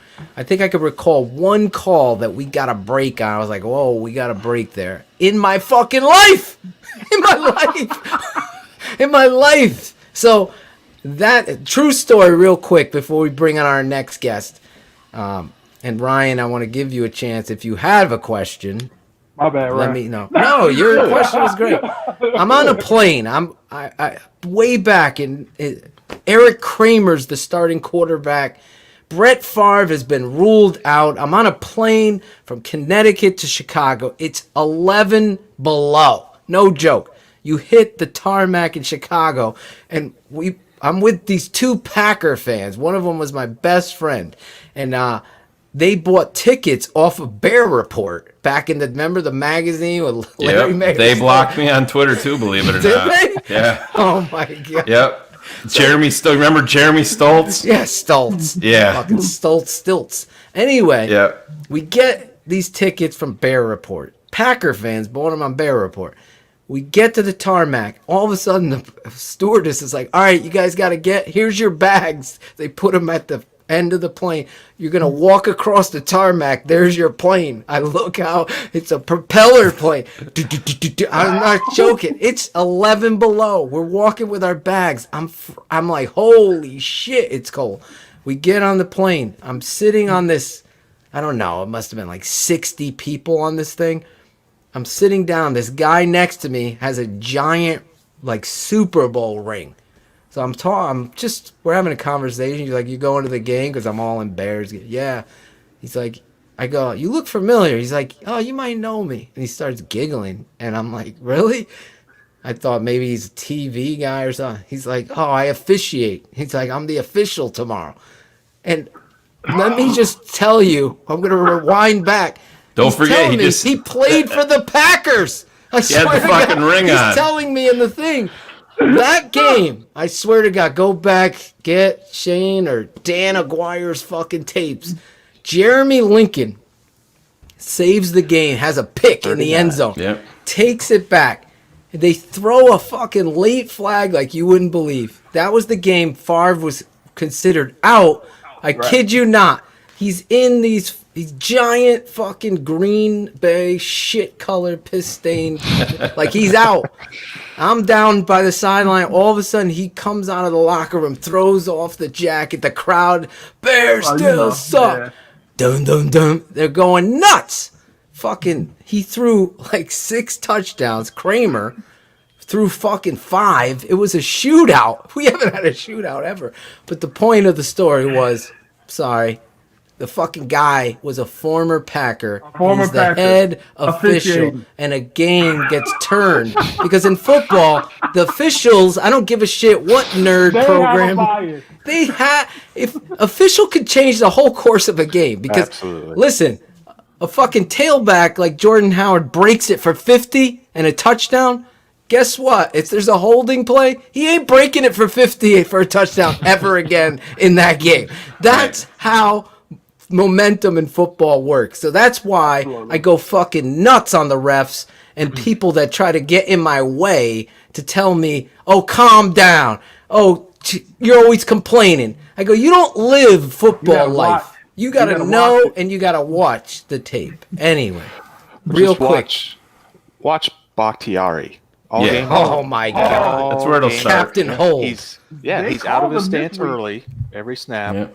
And he's holding all game long. Never. They called him this week. It's like I want to paid. They listen. calling penalties on him.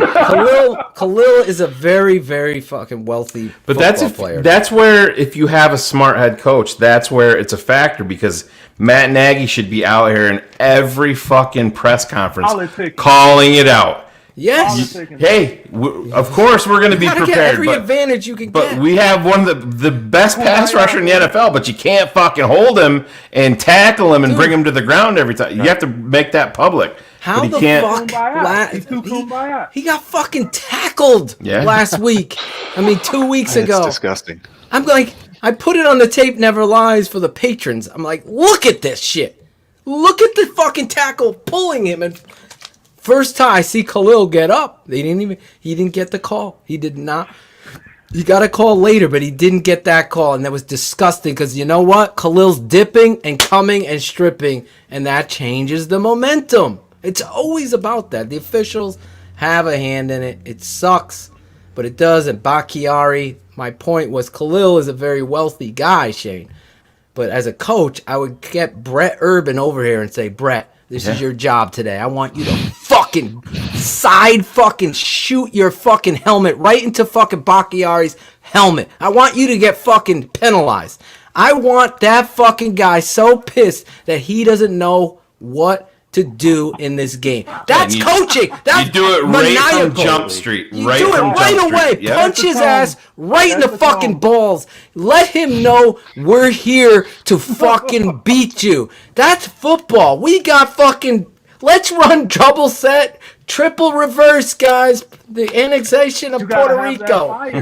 He don't have that type of fire. He doesn't. So it's hard to instill that type of fire when you don't have it yourself. This dude want to motherfucking cook on marshmallows and kumbaya thing in football, man, and it just don't fit, man. It's just not a very good fit, man.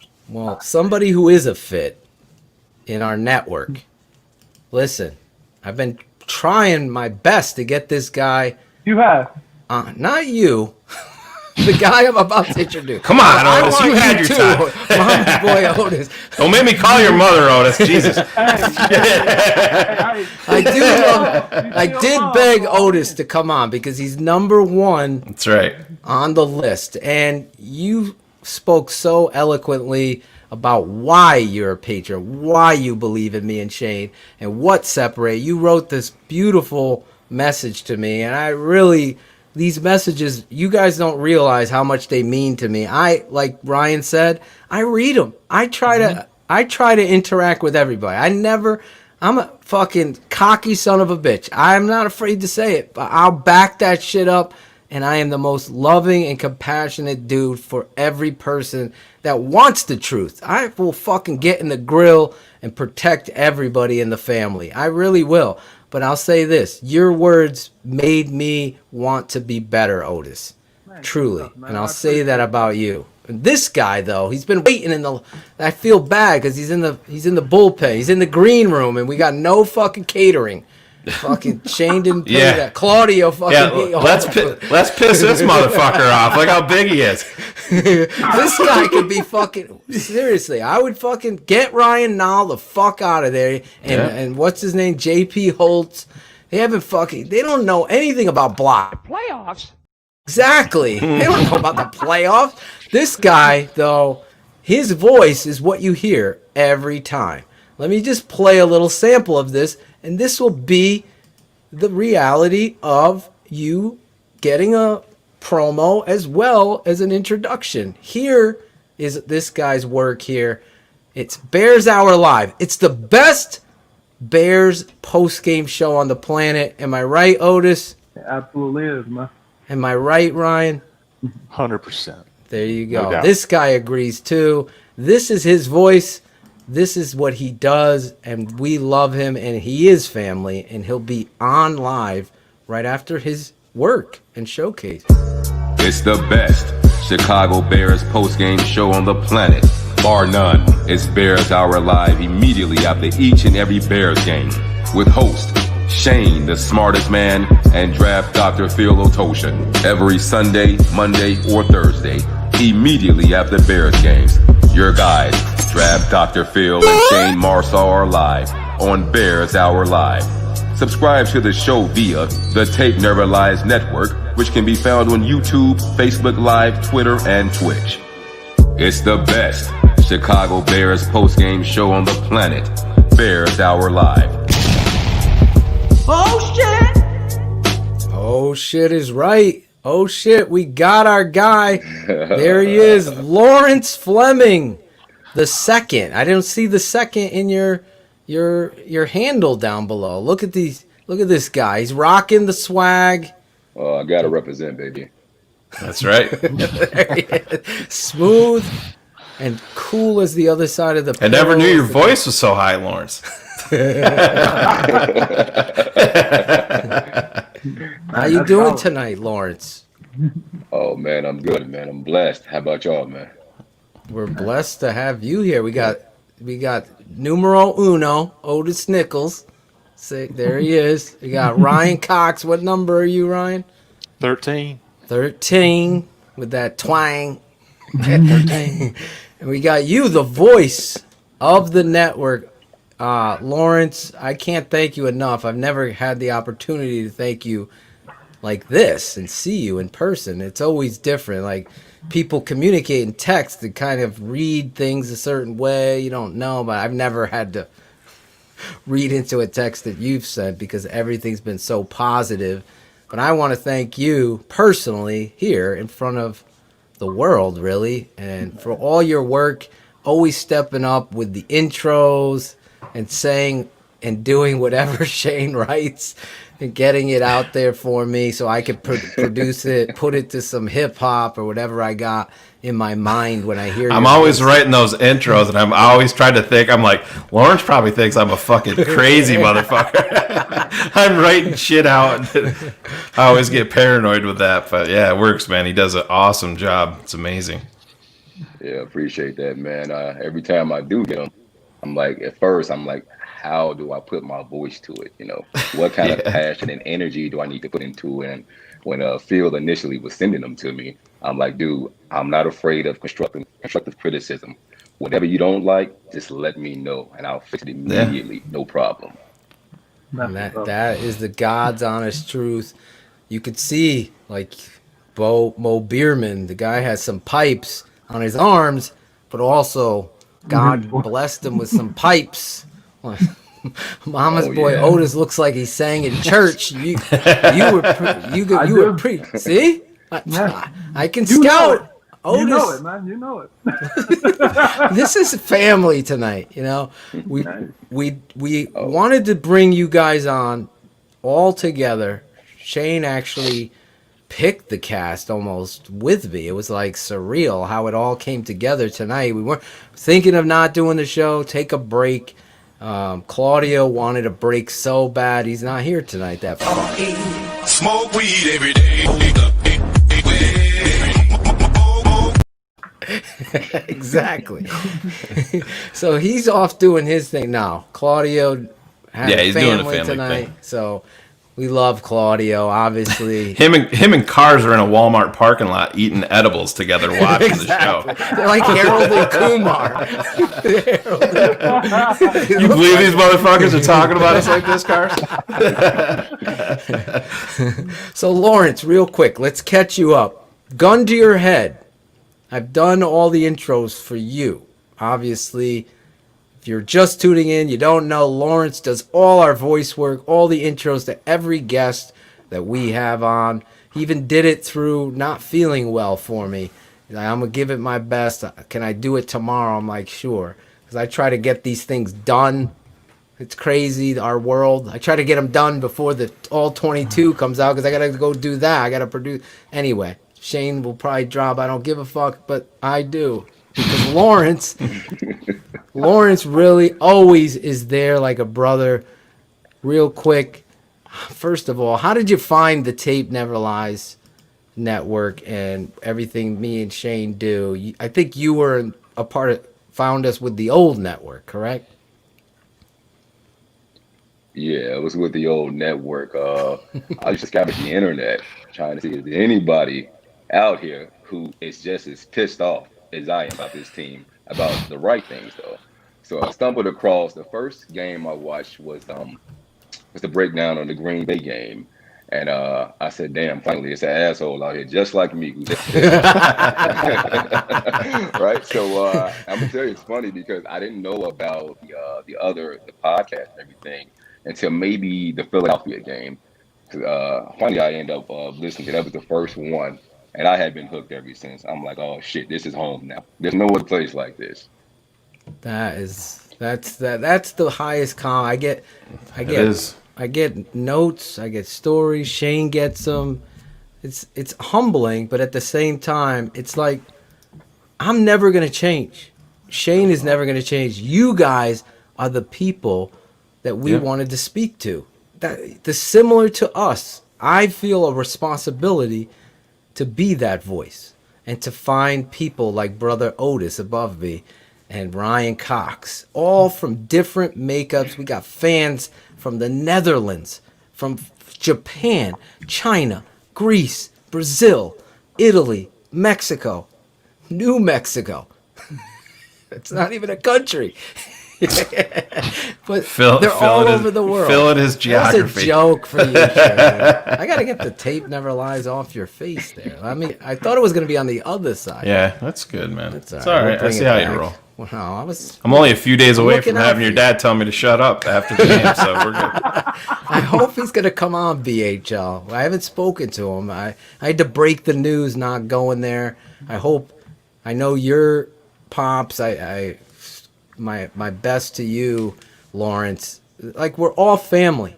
So you guys share your personal stories. I know. I'm not trying to be a salesman. I'm not trying to sell anybody. I just know that Shayne cares. I know it. And that's what I wanted to be a part of. So even though it was the hardest thing, one of the hardest things, breaking from what we were building and thinking we were going to go a certain way to this, it's been, to your point, Lawrence, it's been a blessing from God. Really. I'm in such a better place with you guys, real fans, real talk, real football. That's what it's about, real Bears football. You guys know it. From every guest we come on, we hold people accountable, and we do it the right way with humor as well as passion and truth. So Otis's mom is coming up next. Otis, you're quickly becoming a fan favorite in the chat. Lawrence, that's awesome. Lawrence came in and really took over this role because I felt like it was a huge part of what we do. Shayne and I love to give guests a special intro. Obviously, you three didn't get shit tonight, but only because of what we have going on. That's one thing I feel bad about because I wanted to do something special for you guys, but I promised to do it forward. And those of you in the chat that have been asking, yes, we are going to do a full-on patron show where 5 minutes with each patron. Come on, you talk, you tell us what we're talking about. That's what it's going to be. You drive. We just are going to fucking throw down, and that's coming up this year. These guys are here tonight. Family, Thanksgiving. The pigskin is in the oven. The Chicago Bears are playing their rival. I'm going to ask you what I was leading to, Lawrence. Gun to your head. I've heard Otis. I've heard Ryan. I've heard Shayne. Ryan Pace or Matt Nagy. One's got to stay. One's got to go. Who's the one you are picking to stay? Can we give them both the fuck out of here?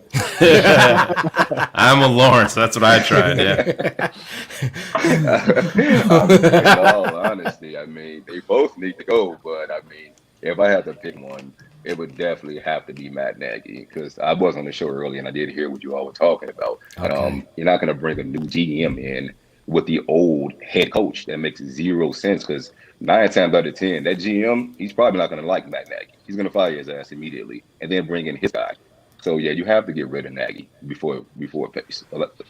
My opinion, both of them. I like the both.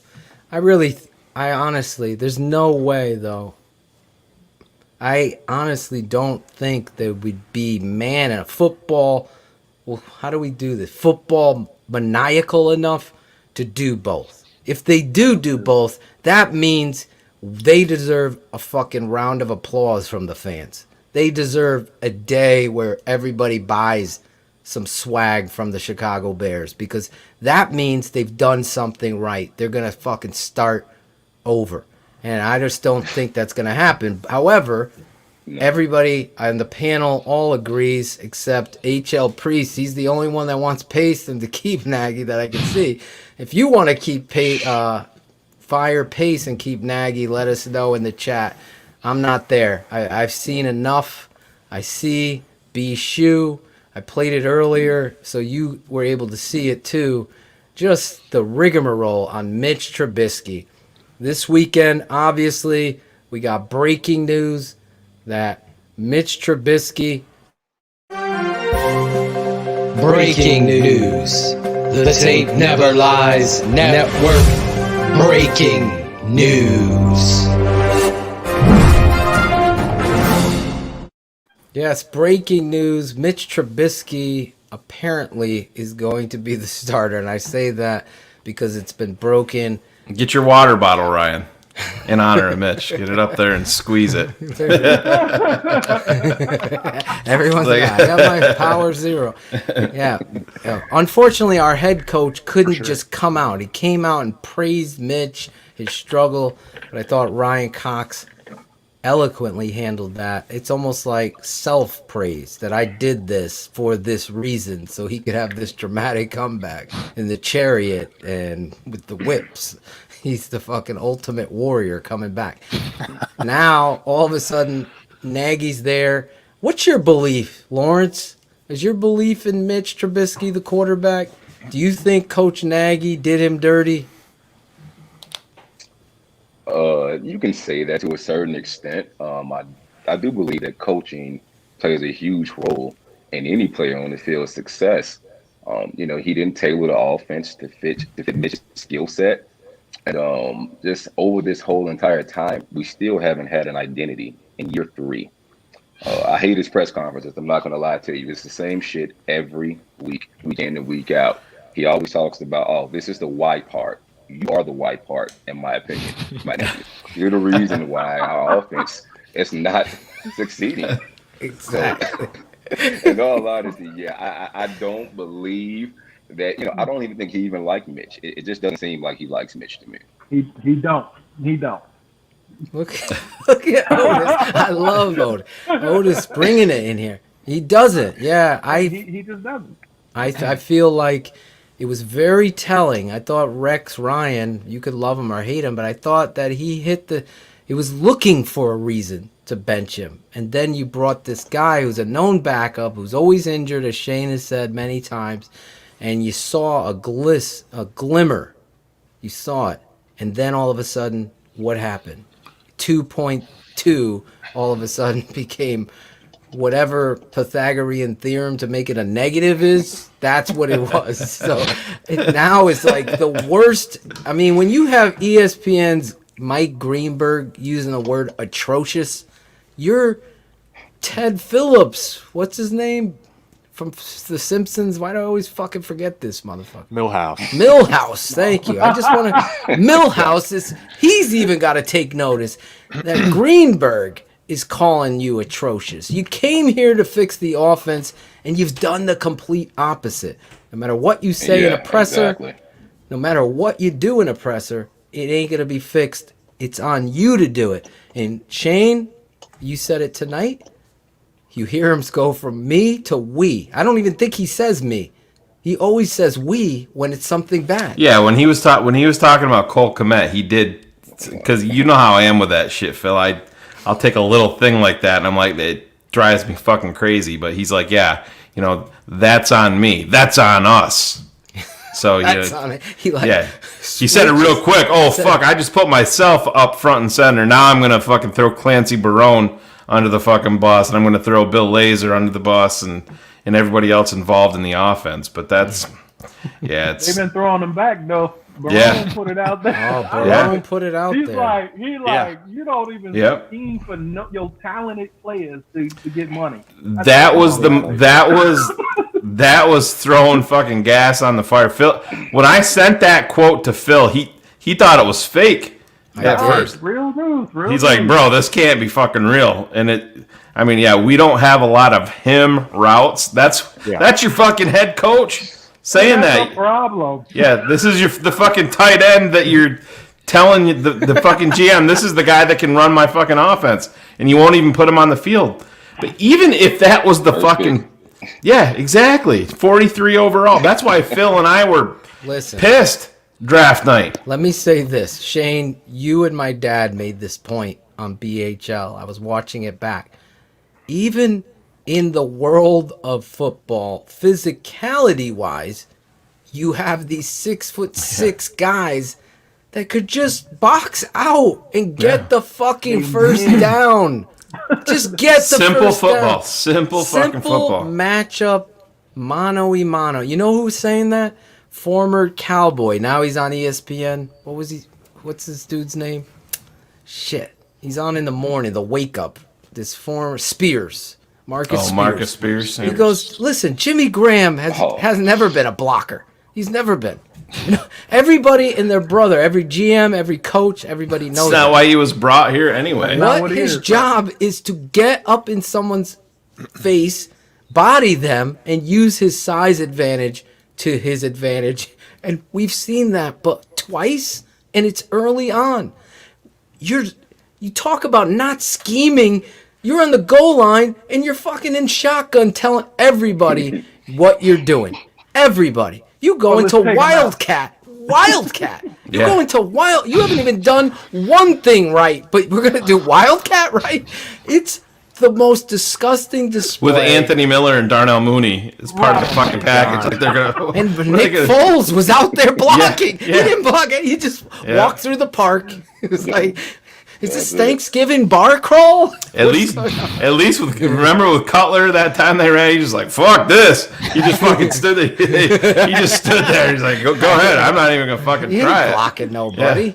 Oh, my God. It's so amazingly. And to your point, Otis, mama's boy, Otis, Mark Trestman actually gave you game plan situations where he motioned and traded and got the matchup on Anthony Marshall or Alshon Jeffrey that they were looking for. You don't see that happen here. Even on that goal line play that I put up there where Mooney streaking straight across and, Cordarrelle is the hot read. There's two reads there. Nick don't read one of them. He just fucking throws it up into the air. It's like...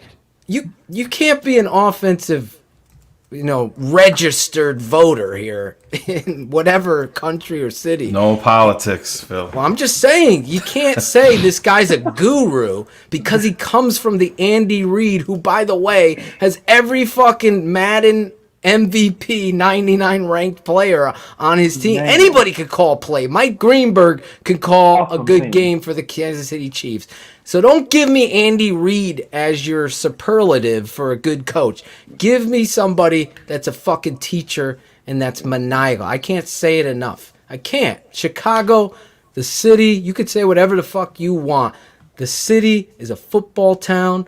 They're blood, sweat, and tears, blue collar. Definitely. You need someone that speaks to the people and speaks to teaching and coaching. A lot of people love Lovie Smith.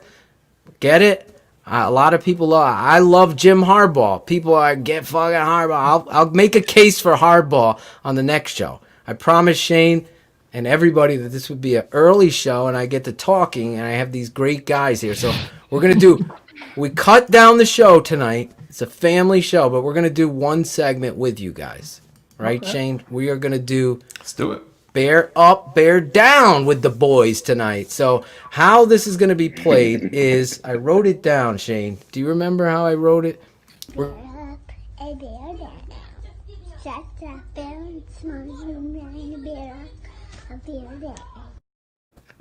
at that. See? Look at that. Nice.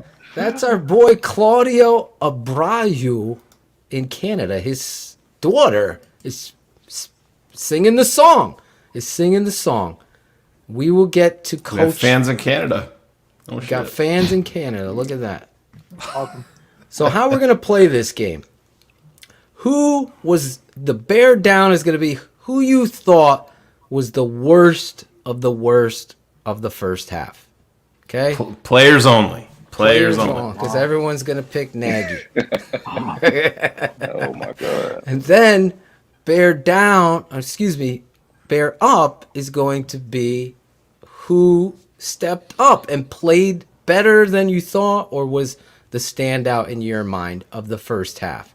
And then you could throw in with the chat room somebody you think is going to be, and then we'll finish up with our predictions, which, by the way, Cherie, I'm working on an original segment song for the segment of bold predictions and predictions. It's a Draft Dr. Phil original that's almost done. So I'm excited for that. Next week, we'll get to that. But this week, we're going to do it the regular way. So we start this so you guys have time to think. We always snake this. So we'll start with our bear down will be our first guest on here tonight. Patron number 13, lucky number 13. It'll be Ryan Cox. So here we go. Bear up, bear down.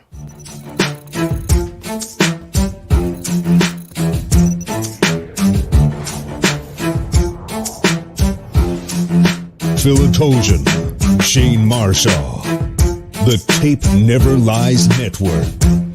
A bear up, a bear down. It's Draft Dr. Phil and the smartest man around. A bear up, bear down. It's Draft Dr. Phil and the smartest man around. A bear up, a bear down. It's Draft Dr. Phil and the smartest man around. A bear up, a bear down. It's Draft Dr. Phil and the smartest man around. A bear up. This week, Draft Dr. Phil and Shayne Marsaw, the smartest man. Bear ups and bear downs of the week. All right, guys, you know the game. You guys are patrons. You're fans of this network. Your blood, sweat, and tears. We're going to start it off like this. Actually, Shane, you went first last week. So I'm going to put you second. I'm going to put Otis right over here because he's patron numero uno. Look at how I did that. And then, obviously, is anybody fucking with Lawrence tonight? Because I wouldn't. I'm glad you're on my team, Lawrence. Oh, I mean, like, not that way. Lawrence has those Thomas Jones arms. Yeah, he does. Pop out. I wish I had arms like that ever in my life. Never have had that. But you're number 3. Okay? Lawrence, so it's going to go Ryan, Shane, Lawrence, Phil, Mama's boy Otis. He's one of a kind. So you get the double dip. So you get the bear down and bear up, Otis. Okay? If you're playing in the chat, please, we're going to share yours. We don't have Claudio. He's smoking weed with the fam. But we always started off with the negative. We want to end on a positive tonight. Ryan, who is your bear down so far of this season? There are a lot to choose from. That's good. That means Mama's boy Otis is going to be okay. And I want to say first and foremost, thank you for putting me on first, so I wouldn't have to follow up these guys. Yeah. Holy cow! All right, but so we've already talked about this guy. He was a guy who I thought was going to be the breakout guy on offense, and after the first game, I thought that was going to come to fruition. Yeah. But since then, it's just been a total regression. And I'm so disappointed in Anthony Miller because I've listened to you guys talk about the talent every single week. The talent is there. It's there. But he seems to do something every game to let the team down. And it's so frustrating because I thought this guy would be a Pro Bowler this year. I mean, like you said, the talent is there, but it's so disappointing. So, Anthony Miller, you are my bear down. Look at that. He does it right out the gate. He finishes it. I was hoping that I didn't have to correct you. Hey, you got to say it. But listen, you are a veteran here. And really, that was a great bear down. Talk about a guy I'm going to steal from you, Shayne, who's been so inconsistent. The talent is there. The motivate you got to tread that line with Anthony Miller of arrogance to production. And that's coaching. I'm sorry. You know what would free him, Otis? A fucking stern talking to and a benching, a humbling. Yeah. When you get humbled, your life changes. I can't wait to see fired up fucking Mitch on Sunday. That's something for me to look forward to. This will tell me the pedigree of Mitch Trubisky. I don't give a fuck that this guy's calling the plays. I just want to see the pedigree, the persona of the guy. But I'm getting off topic. But Anthony Miller, great choice. Shayne Marsaw, bear down. Who's your guy? I'm going to stay on the same side of the ball because I think we could all stay there, let's be honest. But as soon as this trade was made, I was sick. I was pissed. I know dumbass Swanky was in the chat telling me how good this guy was, but we all know that Swanky's a dumb fuck. Happy Thanksgiving. Piece of shit, Swanky. But anyways, yeah, Nick Foles, I mean, get the fuck out of here. You can't sit here and preach that the guy knows the fucking offense and he's going to be like a second coach on the field. I understand that the offensive line isn't holding up their end of the bargain, but this guy was billed as being fucking accurate and you can count on his deep ball. Yes, he's hit a couple, but there's been times where he is spooked enough, I know, from the offensive line, but he's had a clean pocket where he can step up, deliver the fucking ball, and he hasn't. And that's Nick Foles is who Nick Foles always is, who has always been. He's a 3 or a 4 game guy, and we got 3 quarters out of him instead of the games. But it's hey, and the thing about it is, sad part, the way that this contract is set up, unless the Bears move off of him, he can opt into his contract for not just this year coming up, but for the next 2 years, it's player option. He's not going to opt out of that contract. So Nick Foles is going to be here next year again. And never been a Nick Foles fan. I thought he was, he had a horseshoe fully embedded in his ass with that run with Philly because they had one of the best offensive lines in the NFL. You saw that their defense got cranked up and they went full-blown attack mode almost every single snap, and then they started to believe because that's how football works. You get a little bit of confidence, you start to believe, and it incites the fan base, the players, the coaches, and that you get to a point where you go into a game and you're like, I don't give a fuck who we're playing. We're here to kick your fucking ass, and then we're going to go play next week. Right now, we're so far removed from that, from the Chicago Bears. We're just like, I'd shit my pants if we scored 2 touchdowns in a game. That's how far we've fallen. But so, number 9, Nick Foles, to me, it's an easy bear down because it's a colossal failure by the GM, by the head coach, and by the quarterback himself. Look at you. Can't argue. You look at it, Nick Foles, Otis, I see you agreeing with Shayne.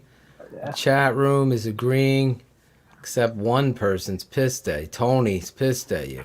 We'll see. But anyway. What? Good what did choice. He say? What did Tony say? I can address Tony. I'm not afraid of Tony either. No, I don't. I saw something. What did he say? Oh, Fuck you, Shane, fuck you for saying that. We need Foles to see if Nagy was as stupid as he looked. He was being Okay, sarcastic. that's Okay. not too bad. Tony, you're We need back. more evidence Tony. for that. Tony Soprano. Hey, how you doing? Lawrence, you are up. You have pressure. You got to step up in the pocket and deliver here. You're bear down. Well, speaking of pressure, I'm going to flip it to the other side of the ball, to a guy that we invested a lot of money in, and someone who I expected to play much better this year. I know where he's going. And that's Eddie Jackson. That was going to be That was Lawrence. going to be my pick. 100% honesty. That was going to be my thing. I was going to take Eddie too.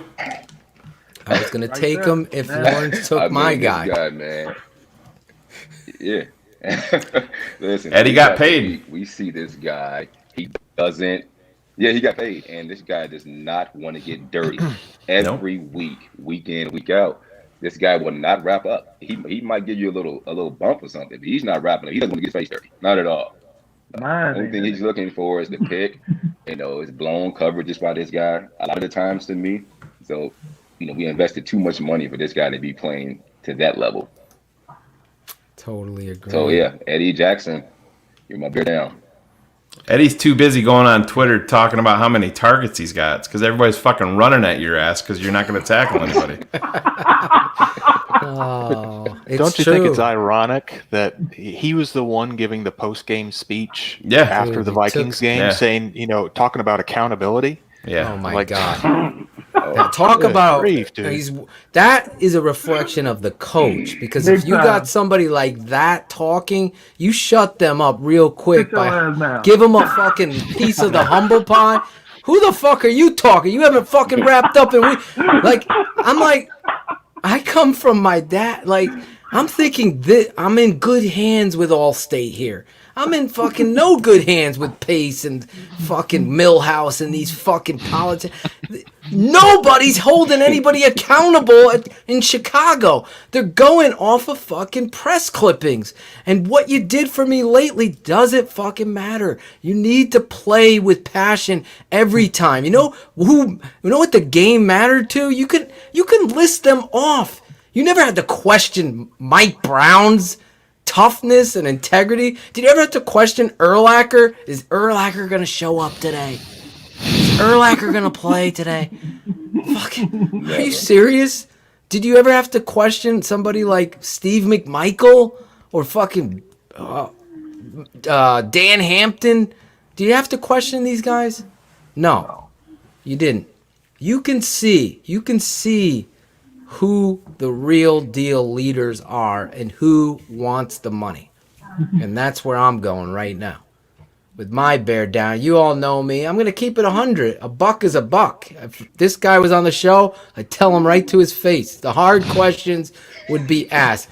Why are you on this football team as a leader of men on the offensive line and you're not fundamentally sound to showcase to everybody else that this matters? Why, since you've gotten paid, is it not important to you to cut off block, to seal the edge, to help this football team, to protect? Why are you on the ground 9 plays out of 11?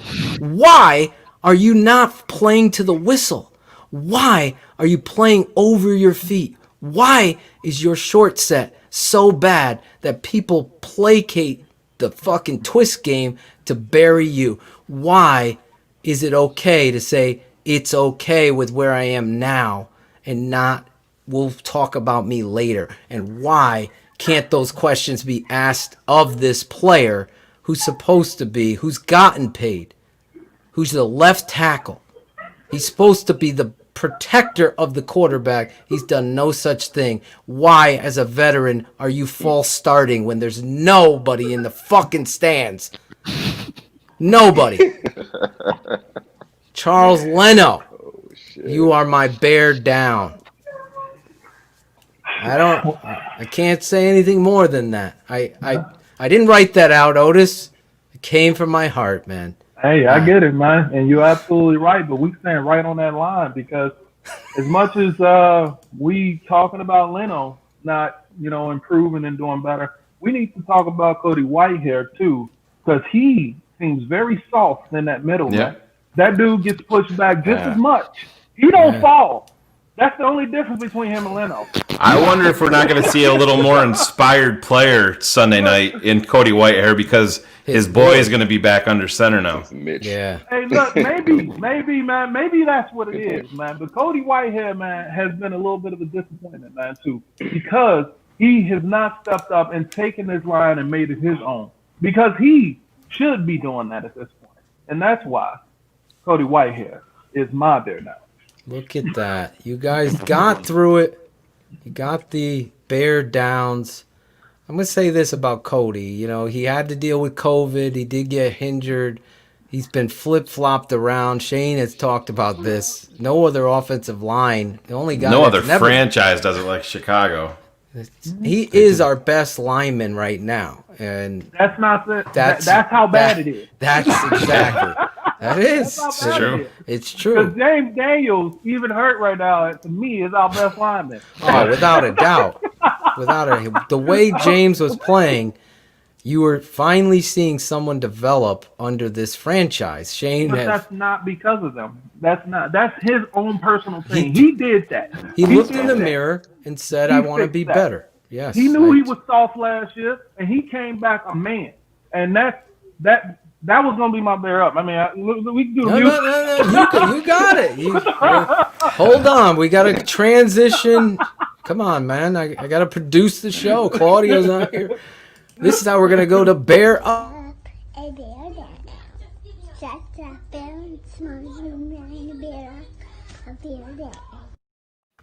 There you go. We got fans everywhere singing the song, Shayne. I know you don't give me credit a lot, but I know you like that song. Yeah, she was a better singer than you were. My girls sing this because they hear me on this all the time. So. There you go. They like the bear up, bear down song, huh? All right. Actually, they like the tape never lies, man. They be doing that. Oh, all right. Nice. The tape never lies. That's going to be a Patreon show. We're going to do an all kids show. Yeah, Phil and I will be directing them. Yeah. We're going to direct them. We're going to bring on the patrons' kids. Yep. We're going to talk some football. Yeah. So let Greg me ask you Braggs is going to host that show. All right. Bear up, Otis. Who's your bear up of the first half? I know he didn't play a lot of games, but he looked like he cared about this sport that we love. He went during this COVID offseason and changed his body. He should have got his whole offensive line to do that because we'd be in a better situation if we had. James Daniels, man, came and he was doing his duty, man.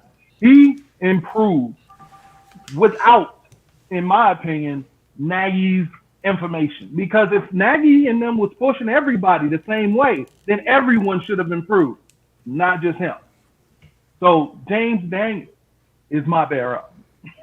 Look at that. Short and sweet. Yeah, we got a little taste of James Daniels, and I liked what I saw. You saw I don't think it was coincidental. I didn't even take a swipe at Phil's height when he said that either. Ryan Cox was waiting for me to say something. I heard short and sweet. He was waiting for me. I was right there, Bob. Happy Thanksgiving, worse, Phil. I love you. I've been called worse. I've been called worse. But James, you think you motherfucking Netflix. Oh. I'm sorry. Listen, inside joke. James Daniels is something to build on. You hit it out of the park, Otis. People want more Otis in the future. That's what we're doing here. We're bringing you, the fan, on the show. This week is Family Week, Packer Week, Rivalry Week. Bringing these guys, patrons, and the voice of the tape never lies. Doing bear up, bear down for the first half of the season. I'm going to go into this, and I just want one other thing. The future is bright. When somebody takes a look in the mirror and decides to bet on themselves is when you see the growth of a football player. That's what I see in James Daniels, and that's what I said so many times on the air. It was no coincidence that the running game and the offensive line looked a hell of a lot better in those first few weeks because James Daniels' presence in there. that being said, I'm going to go with my bear up. I'm probably going to steal somebody's, but I got to keep it a buck. You know, I'm critical of people when we don't have answers or we're getting backstories or there's a lie or we don't know. But when people shut everybody up by playing the game of football with their heart and passion, that's what I see in this football player. Listen, there's not been a better player on the field these last 4 weeks than Roquan Smith. You look at the way he plays the football game, I don't have to worry on Sunday, is Roquan going to be ready? I know. And I've been hard on Roquan. That's what the tape doesn't lie. The tape never lies, Lawrence, right? So I'm looking at Roquan. Roquan came out there, and from personal reasons and all that shit from last year, he took to the football field and did his homework and became a leader on that defense with so many superstars. The way he plays the football game, the way he covers receivers, tight ends, backs out of the backfield, this is a showcase of somebody that's in this system, in this culture, that's showcasing and stepping out like a Khalil Mack, that just puts it on the tape. When those people that translate tape see Roquan, they see somebody that's standing out. And Roquan Smith, you are my bear up. Great pick. Awesome pick. Lawrence, you are definitely up. a good pick.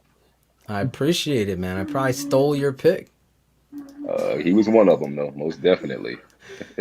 But I'm going to stay on that side of the ball as well. And someone else that we invested a lot of money in, Kyle Fuller. This guy, Kyle Fuller. That was mine. Yeah. He's been consistent. Ryan Cox got it stolen. He's been really consistent, man. The guy's a hitter too. He's not afraid to get his nose dirty. And I hate when they call the bullshit flag. Throw the flag on him almost every time he makes a big ass hit game. Like, it's taken away from what the game is. It's a collision sport. There's gonna be big hits in the game. Deal with the shit. Man up, take it. Get up, play ball. Simple as that. So yeah, Kyle Fuller. It's my bear up the first half of the season.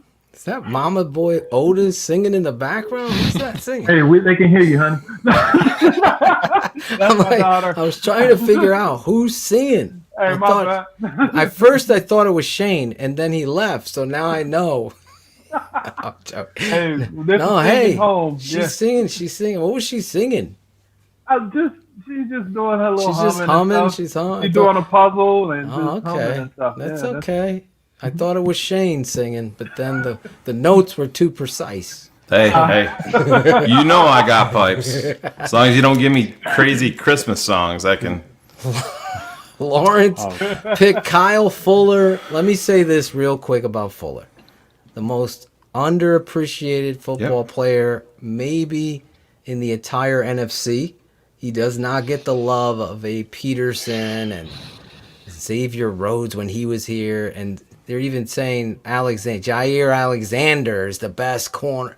I'm like, Kyle Fuller is physical. The play he made against Thielen that I put up in the Patriot, I mean, come on. To undercut that and read the stem and dive on that timing.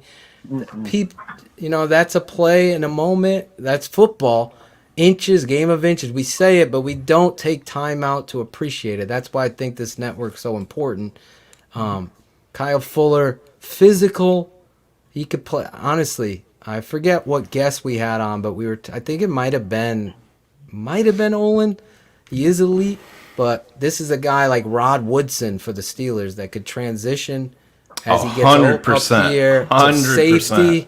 And that's why you're a Pro Bowler at say you don't let this guy go. He is somebody that's home. That's why you have to rework his deal because his number jumps. When he signed that deal with Green Bay that we matched, they set it up because there's a game within a game when it comes to this stuff. Green Bay assumed that this would be the year coming up after this season that we would have to pay the quarterback. So they ballooned Kyle Fuller's cap figure up to like 23 or 24 million to coincide with that, which is, hey, it's smart business. It sucks to be a Bears fan that way.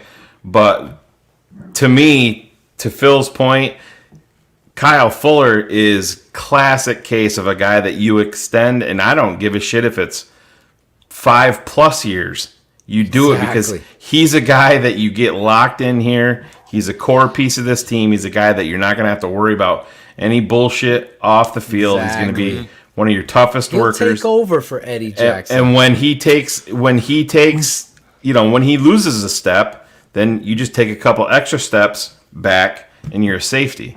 Exactly. Yeah. Totally agree. Yeah. It's a great point. Think about him with real quick with the Tampa game. He's the reason why you win that game. That explosive tackle, forcing the fumble, short field, your offense sucks, you get it in, you score a point. This guy has been the catalyst of creating excitement on your defense that needs turnovers. You got to love Kyle Fuller. Great choice, Lawrence. Ryan Cox, the pressure's on you. Who's your bear up? We skipped over you, Shane. I'm going to go a little outside the box here. And quite honestly, I can't believe I'm doing this. But we have had a void at kicker I know where he's going. For a very long time. A long time. I mean, we saw all the charades last year and thought we had a kicker then. Lo and behold, he gets hurt. And I thought the Cairo Santos signing was, I was not excited whatsoever. Yeah, right. I mean, I thought he was done. I didn't think he could kick 40 yards. But lo and behold, this guy's been on the money every single game, time in, time out, in Big the clutch kicks. too, in the clutch. And so, it feels nice to finally have that, what looks to be that position settled and filled, and hopefully for the foreseeable future. So, Cairo Santos is my bear up. Look at that. Never in my life did I think a kicker would be a bear up in this situation. Wait. But it's a great point. He's been our offense. He's Nagy's guru. And Nagy's taking points from him.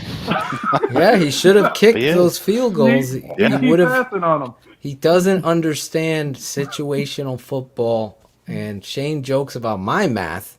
I'm saying you got to kick there and get points. He's been our best scorer. Yeah. But that's hindsight. Great job there, Shane. Wrap us up on this segment. I was going to go off the radar a little bit and give some love to my guy Mario Edwards. I know overall he hasn't had an outstanding season, but I'm not gonna go there because I don't think he's played enough. But I'm gonna playoffs.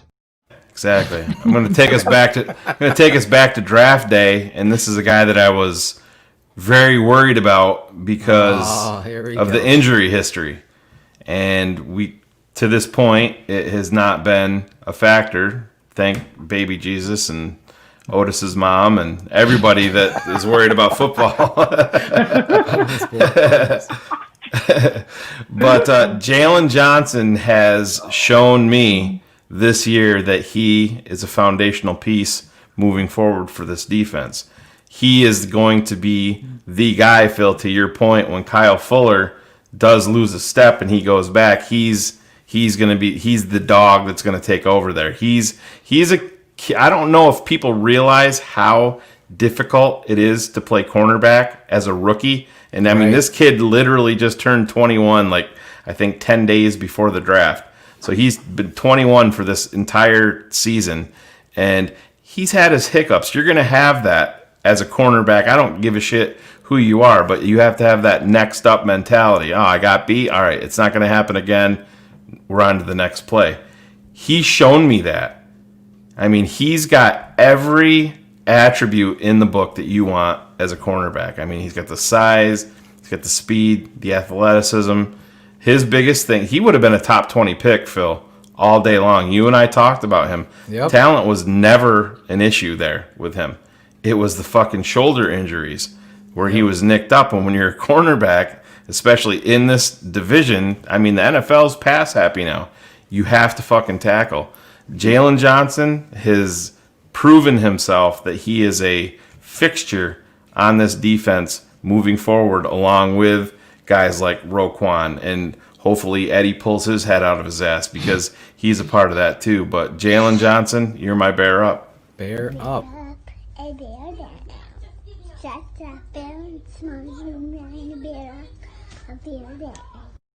I love the hand movements. Yeah. Lawrence, what do you think of those hand movements she's got? I mean, you haven't moved yet, so I want to make sure he's like I'm gonna be honest with you. st- I just got in from the gym a little while ago. My body is sore as hell right now. Oh, you work out? Really?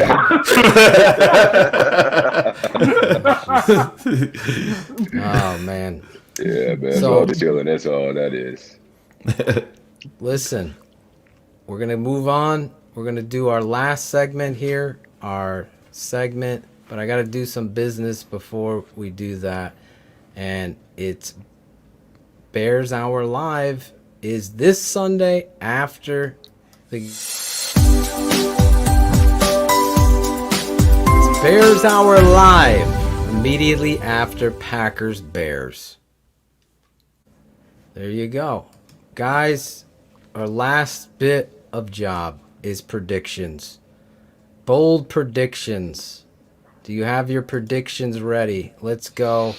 We're going to get to it right after this. I don't give a fuck that he smokes weed. They all smoke weed. Smoke weed every day. There you go. That'll set us up. Predictions. This is the funeral portion of our show. Yes. Listen, we're going to start it off with you, Otis, Mama Boy Otis. Give us your prediction for this Sunday. All right, let's go with, and we're going to keep it at 20 Bears, 17 Packers. I got us winning only on the back that Mitch is back, and the team will rise up to the occasion just to... Otis stole Carr's edibles, I think. Hey, look, this is how I feel. Listen, let him feel. I hope you're right, man. I believe they would be sparked by Mitch coming back. I believe Mitch is going to ball out. And I mainly believe that because the plays that I saw Laser calling last week fit Mitch more than they fit Foles. And I believe if Laser is calling them plays like that you're going to get a better production out of Mitch. I like it. Ultimately helps us. So, yeah. 20 to 17. 20 to 17, bold prediction. Bears win. That is pretty bold. That is pretty bold. That is. Yeah. Lawrence, the voice of Bears Barn. I'm Bears Barn. Look at me. I'm fumbling here. Fumbled that. Boy. You shocked me there. Where fuck's that edit button? Where's that edit button? The voice of the Tape Never Lies Network. Look at me fumbling. Let me isolate. Can I get a voice, a station ID from you, Lawrence? Live? This is Lawrence Fleming. Oh, absolutely. Here we go. You ready? I'm going to count you down. Take this off. Yeah, I'm going to count you down. You ready? Take that scroll off, Shane. Yes, sir. 3, 2, 1. This is Lawrence, a.k.a. The Voice. You're listening to Keeping It 100 with the smartest man in Draft Dr. Phil on the Tape Never Lies Network. Look at this guy. Look. Let me put Otis's response there. Otis, is that a 10 out of 10? That's a good voice. We got to have Otis do one. ISO Otis, you're up next, bud. Otis, you're up next. Then we're gonna do cop. That's gonna be the tough one to beat. That. Yeah. Go ahead. All right. You want a countdown? Yep. All right. 3, 2, 1. Yeah, this Mama's boy Otis here on Bears 100 Proof. No. You did that to me. I'm calling your mother on that one. He Otis just done fucked up, mama. Keeping it 100. Hey, I know. I messed. I'll take the blame. Otis just went all Pace Brett deserves Maley the on blame. us. Pace deserves- He went off. Hey, I messed it up first, so. He got me in that mindset. Listen, when you follow the voice, it's hard. Because Lawrence Fleming crushed it. So now, are you ready now? Yeah, let's get it. All right. 3, 2, 1. Yeah, you listen to Mama Boy Otis on the Tape Never Lies Network with Phil and Shayne. Look at you. You took the easy way out. Yeah, he did. He took the flat route. Throw me a screen pass, Nagy. 3rd and 13. Give me the screen pass. At first, he was running Wildcat. And then he's like, fuck this. I'm throwing the flat route. Exactly. Listen, I'm not hating on you. Ryan, you ready for this? You're Let's the do last it. one. All right.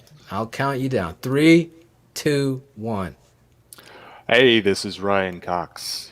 You're watching my brothers, Shane, Phil. I'm keeping it 100, part of the Tape Never Lies Network. Whoa. Nice. Otis. Poor Otis, man. Otis Spunkmeyer cookie now. You remember those? Yeah. Oh, they used to serve those in our cafeteria. That came in like late. Yeah. I was in 8th grade. Those motherfuckers smelled the whole calf up. Claudio was in fucking 6th grade. He was like fiending for those things, bro. Smoking weed in the fucking the woods and shit. I'll let Claudio tell his story, though. I won't tell it. It's funny, though. You got to hear this story. I'm keeping it 100. Where are we now? Have we done our station ideas? Prediction, Lawrence, the voice. So, I'm actually taking the Bears to win this game. I'm going 24-17. I think they've had 2 weeks to prepare. It's going to be very interesting to see if they actually fit the scheme to mission, actually come out with this jumbo tight end formation, max protection, something that Bill Lazor was kind of known for. So that's going to be interesting to me. My bold prediction, David Montgomery gets over 100 rushing yards in 20 attempts. Oh. That's some bold predictions there tonight. I know Cherie must be 20 attempts, man. 20 attempts. Yeah, 20 attempts. Listen, I love it. Listen, I love it. I love it. We always keep it 100. Well, I love Otis, but I gotta call it out. Right, it's Otis? All good. Hey, man, exactly. We good. Listen, if you were my offensive coordinator, I would have said the same thing. Like, Otis, next time we're gonna throw that fucking deep seam. I got you. Exactly. I love you, bro. Shane, let's go with our guests. What am I doing? Ryan Cox. Let's go. Who do you got? What do you got? Be honest here. Well, I'd love to pick the Bears. I really would, but I mean, one thing I've learned is never trust the Bears after a bye week. Sounds like our YouTube comments, doesn't it, Phil? I fucking love you guys. You guys are the best. Real quick. I fucking hate you motherfuckers. Nah, Otis, man. Otis always leaves that nice right. response. Go ahead.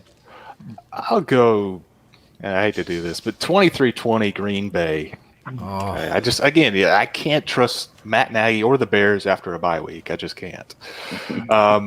As for bold predictions, I'm going to say that Allen Robinson actually catches a red zone touchdown. They actually target him down there more than once. What a novel concept. Yeah.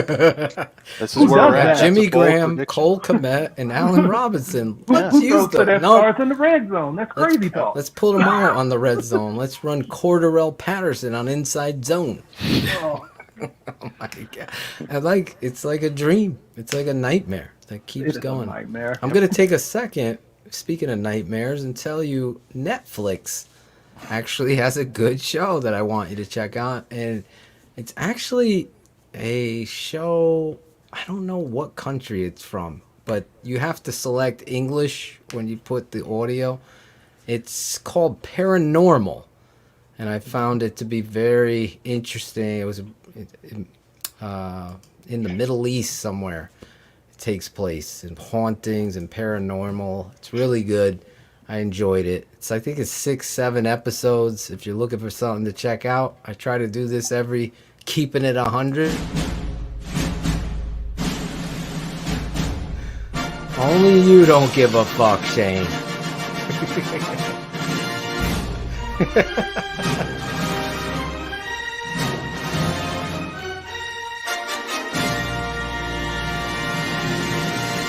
Oh, Shane, you're so sweet. You're so sweet. The end's right there. You're so sweet. You're so nice. Shane, your bold prediction and your prediction. Well, I'm not going to be scared to say it. The Bears are going to get fucking boat raced Sunday Night Football. 34-13. Green Bay wins. 13. Yep. I think we might see George McCaskey so pissed off he shaves his fucking mustache. I'm dead serious. He's going to go all fucking sorts of crazy. Now, listen, I'm usually an eternal optimist when it comes to this team. I hate picking against them. This, to Ryan's point, they've shown me nothing that they're going to learn from their mistakes coming off of a bye week.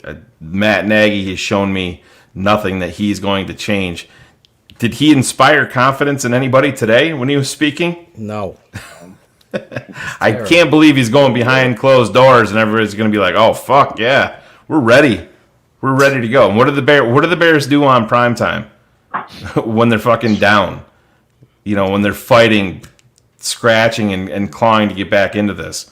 I don't see it ending well. You know, the defense will make plays. I think that we're going to be pissed off. You know, I think they'll probably have a couple of plays called back because we're going to see the bullshit that Green Bay gets away with, like always. But we talk about defining games and you know, you're going to be choosing your path. And this is one of those games where I think you see it go real bad. And I think, you know, you hear the whispers of George being pissed with Nagy and the way that the offense is set up. And we know what happens when they lose to the Packers, you know, especially on national TV. And I think this is going to be a franchise-altering shift in getting the wheels in motion for what's next in terms of head coach. I think that's the direction that they're heading. I really do. I just don't have any faith that he's going to get these guys rolling enough to do what's right. Because if you want to inspire confidence, you're going to come out and you're going to fucking say, you know what? I made the wrong fucking call. I should have stuck with Mitch. He's my guy. He's going to get it. You know, we believe in him. He's going to help get us out of this hole that I put us into.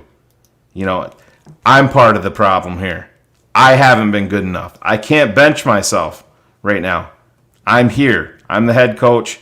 I'm going to be part of the you know, group effort that gets us out of this hole. Because, guys, they're still fucking 5-5.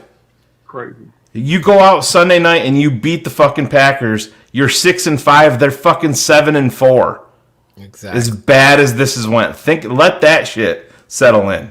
I just don't think that it's going to happen. I don't have a lot of confidence that the Bears are going to figure it out. I hate to say that they're going to give up 34 points on defense, but they can be very, very explosive. And at some point, I just believe the defense is going to have a fucking boiling point, and then that's where shit's going to really, really get bad. So I picked, 30, what did I say? 34-13? Yeah. Green Bay wins. My bold prediction, we're going to see a Cole Kmet touchdown. There you go. Can you imagine? There you go. In the hunt. In the hunt, eye roll. Where was that comment? I like it. 100 is rough sometimes. Listen, he's keeping it 100. Hey, look, you're right. I get it. Hey, it's rough. Listen, I'm going to keep it 100 real quick because it's Thanksgiving Eve. And I promised my wife we would do this short. And we're 2 hours and 38 minutes in. That's how we do it here. But I'm keeping it 100 with you. Listen, I'm excited about the opportunity for Mitch Trubisky and then getting David Montgomery back. My confidence in this coach is 0, less than 0. Remember that movie back in the 80s? Or is it 90s? Less than 0, Public Enemy. They'll freaking give you a copyright claim if I even say their name. Oh, my God, yeah. Let's not go there. But the reality is, it's so hard to understand what team is going to show up. So I'm going to go with my heart tonight. I'm not going to go with the Nagy because I have zero belief in a coach preparing to play a rival. But I'm going to put it on the players. And I'm going to say this. Khalil Mack, Roquan Smith, and Akeem Hicks and company are going to go out there and battle their asses off to change the narrative that's going on in the city of Chicago. The fans need a positivity. What better dragon to slay than the one up in Green Bay?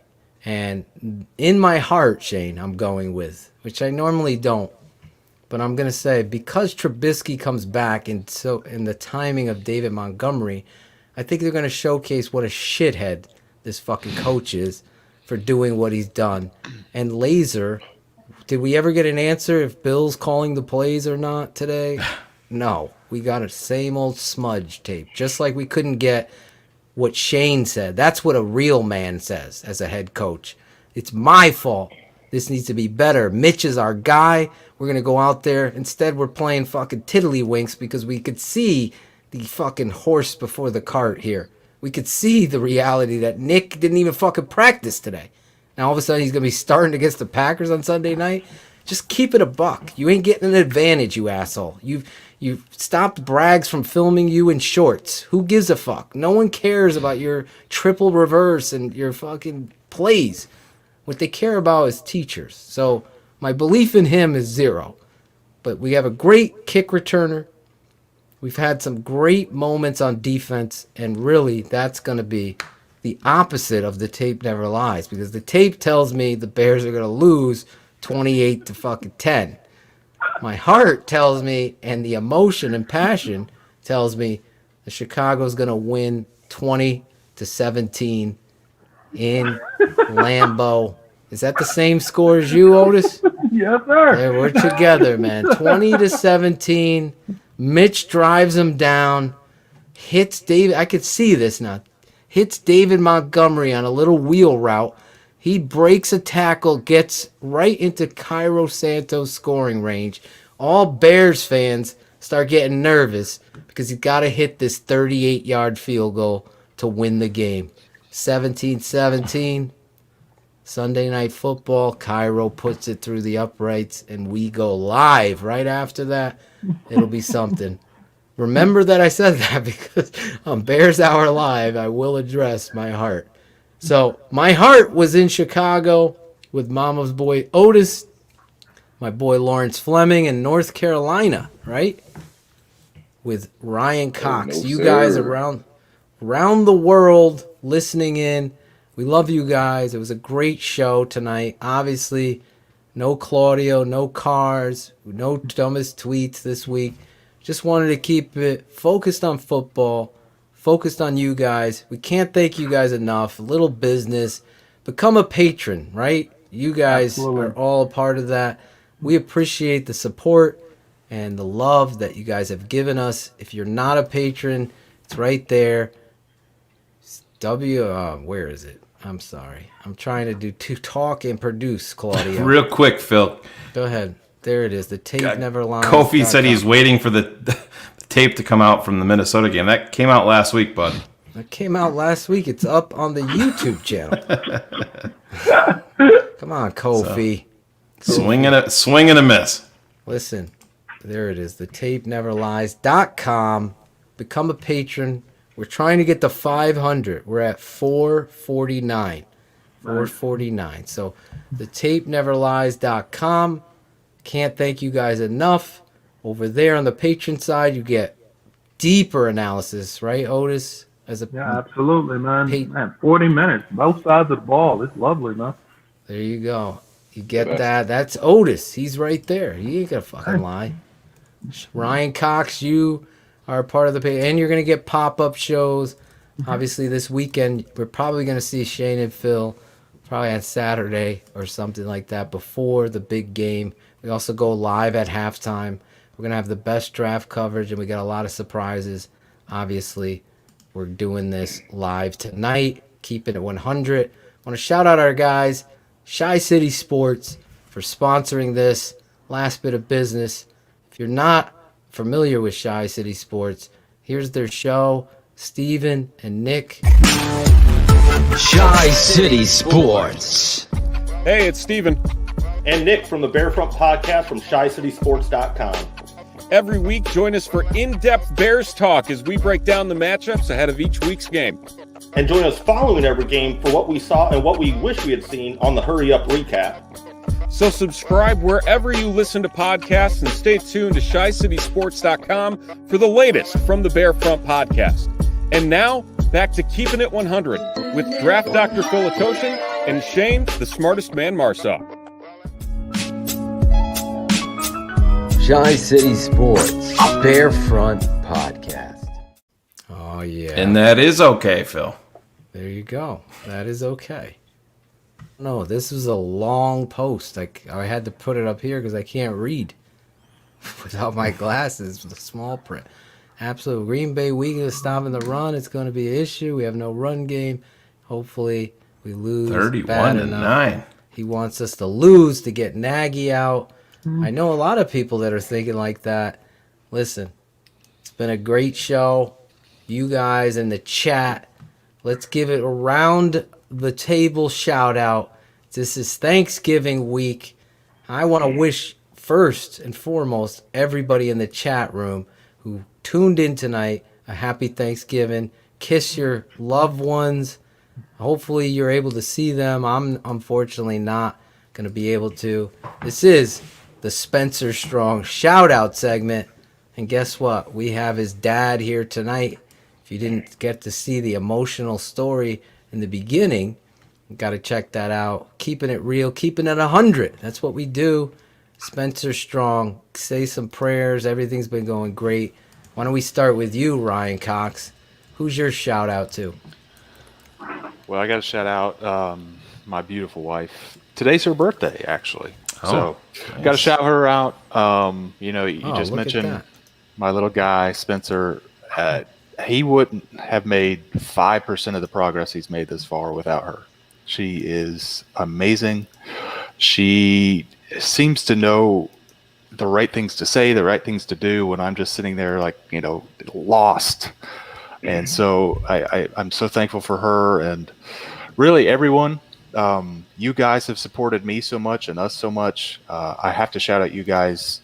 Thank you so much for bringing me on. I had a blast tonight. And for supporting me and my family. I know I haven't said it enough, but I owe you guys a debt of gratitude. Thank you so much again. Spencer, he continues to grow, and thanks for the whole 100 crew. I've heard from so many people that just, took a minute out of their day to reach out and just wish us and Spencer well. And I'll never have the time to be able to thank everybody as much as I would. This for, Ryan. Yeah. Just cover everybody. Absolutely. So if you do see this, you are listening, thank you so much. It does. It means the world just to know that people are thinking of you and empathizing with you and hoping and praying with you. It moved mountains for us. And so thanks to you guys. Thanks everybody. Lawrence, Otis, you guys are awesome. Glad to talk with you guys. Thanks. Look at that. You're like a shout out pro. You're almost at my level. Great job. I want to wish your wife a happy birthday, sir. I appreciate that. I'm glad you shared that. Yeah. Big O, numero uno. How could we ever forget? You got some shout outs? Sure. I also want to shout out my wife, Stacy Nichols, and my two daughters, Zanasia and Dakota. Nice. My birthday is actually on the 27th, this Friday. So, look at you. Sagittarius power. You're born on Black Friday. You're going to get yourself a TV? What are you doing?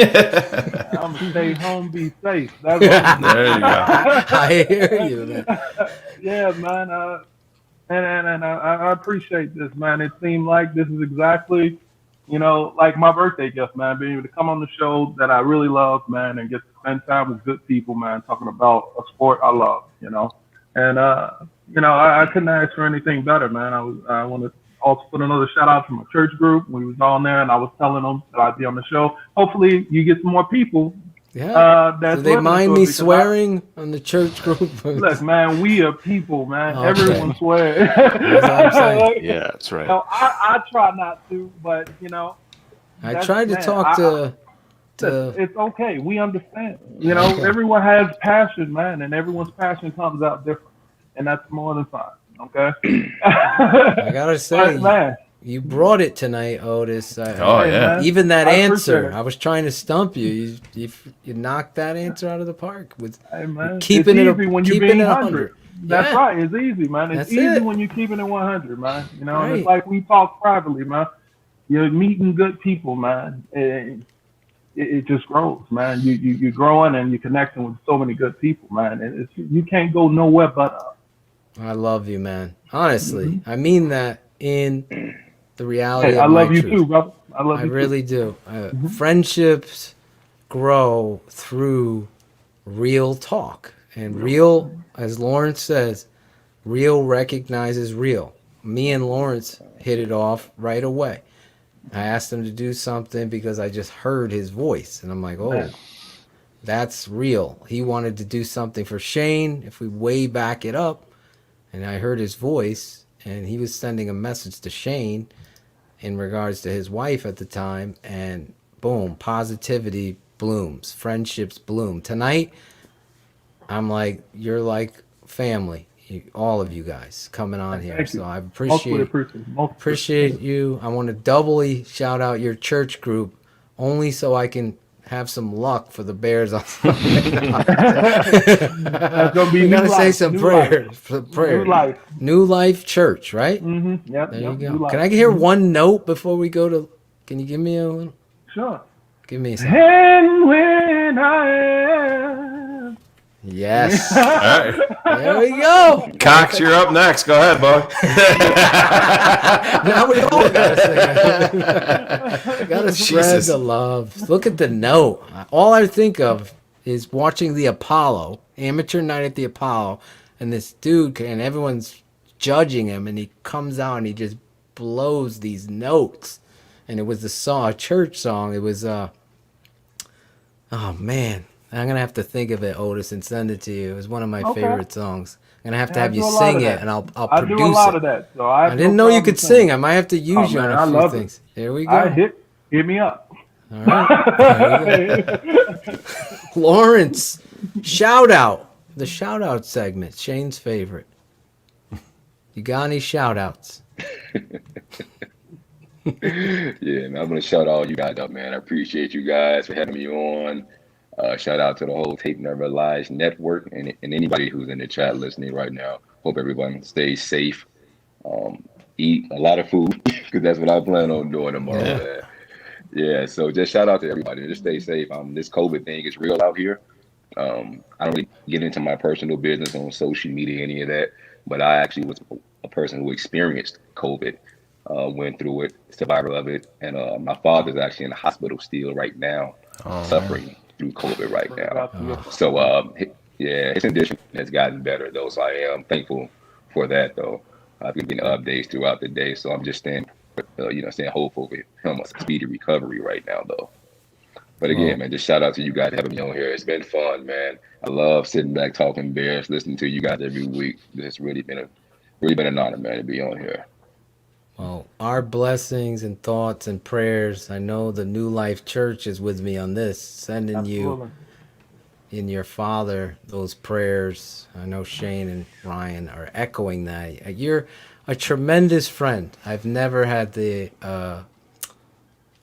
gracious moment to meet you, obviously with COVID, but I just can't wait till there is a cure or this stops, if it does, to meet some of you guys and to be around you and kick it back have some real live conversations and talks. It's amazing. And I thank you, all of you guys, for coming on the show tonight, for keeping it 100. Really, you all kept it 100.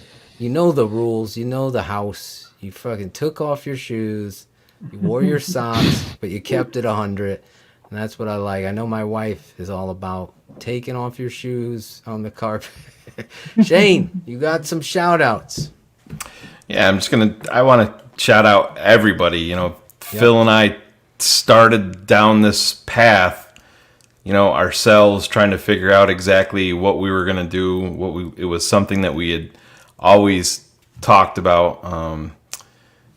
We got the ball rolling, and you know, we do what we do on here. I know that it seems like everybody that's listening loves it. You guys like to listen to us, which still kind of blows my mind. This is what we do on here is what Phil and I do every day. If you guys, like, literally, if we recorded a phone call, Phil and I will talk 2 or 3 hours during the day while we're at work, and this is exactly what we do. And what makes it even more important is people like you guys, Otis, Lawrence, Ryan, everybody in the chat. We couldn't do what we do without everybody here. You know, when they say that it takes a village, it really does. And it's not, you know, it's not just Bears fans. It's loyalty.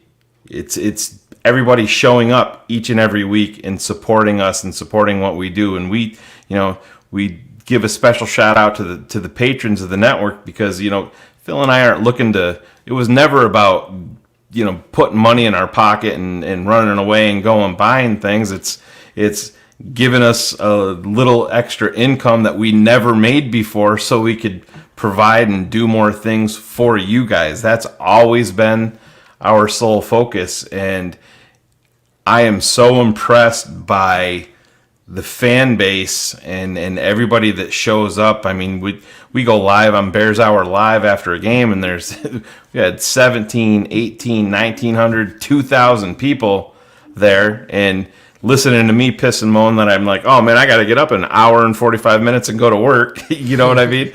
And everybody's there listening. So this isn't just a Shane and Phil thing. It's Lawrence, what you do behind the scenes for Tape Never Lies Network. Ryan, huge supporter. Otis, jumping on the wagon, #1 patron. Our swag team, everybody. Claudio, Cars, you know, loyal fans that have been with us through thick and thin, like Cherie, you know, for a long time. It really does. Like I said, it takes a village. End of the day, you know, it's football. It's just football. Lawrence gave you some real life stuff tonight, you know, that he dealt with his dad. Ryan, you know, I don't even need to expand on it anymore. Everybody knows what him and his beautiful family has went through. We making a fucking superstar out of Otis over here, and then we find out we're finding out the fucker can sing like an angel too. So this dude's gonna be famous. We're gonna have to get him a show.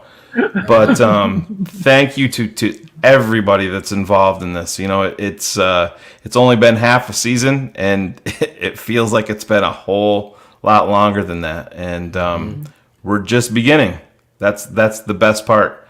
You know, we're not going to regress like Matt Nagy led offense does. We're going to keep on building the blocks and keep on going up and up. And we can't do it without all of you guys behind us, pushing us, driving us, giving us, you know, the support and the love and the loyalty that you do each and every week, because it inspires me. I know it inspires Phil. We talk about it all the time. So thank you so much to everybody. And it's I'm glad you guys are all along for the ride. Wow. Jeez. Yeah. Is there a place at the New Life Church for Shane?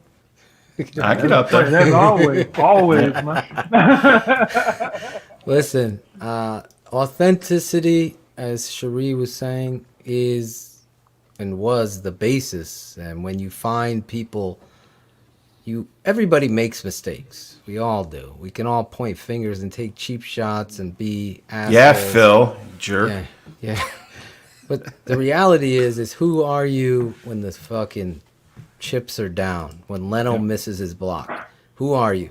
Are you the leader? Are you the guy that gets up?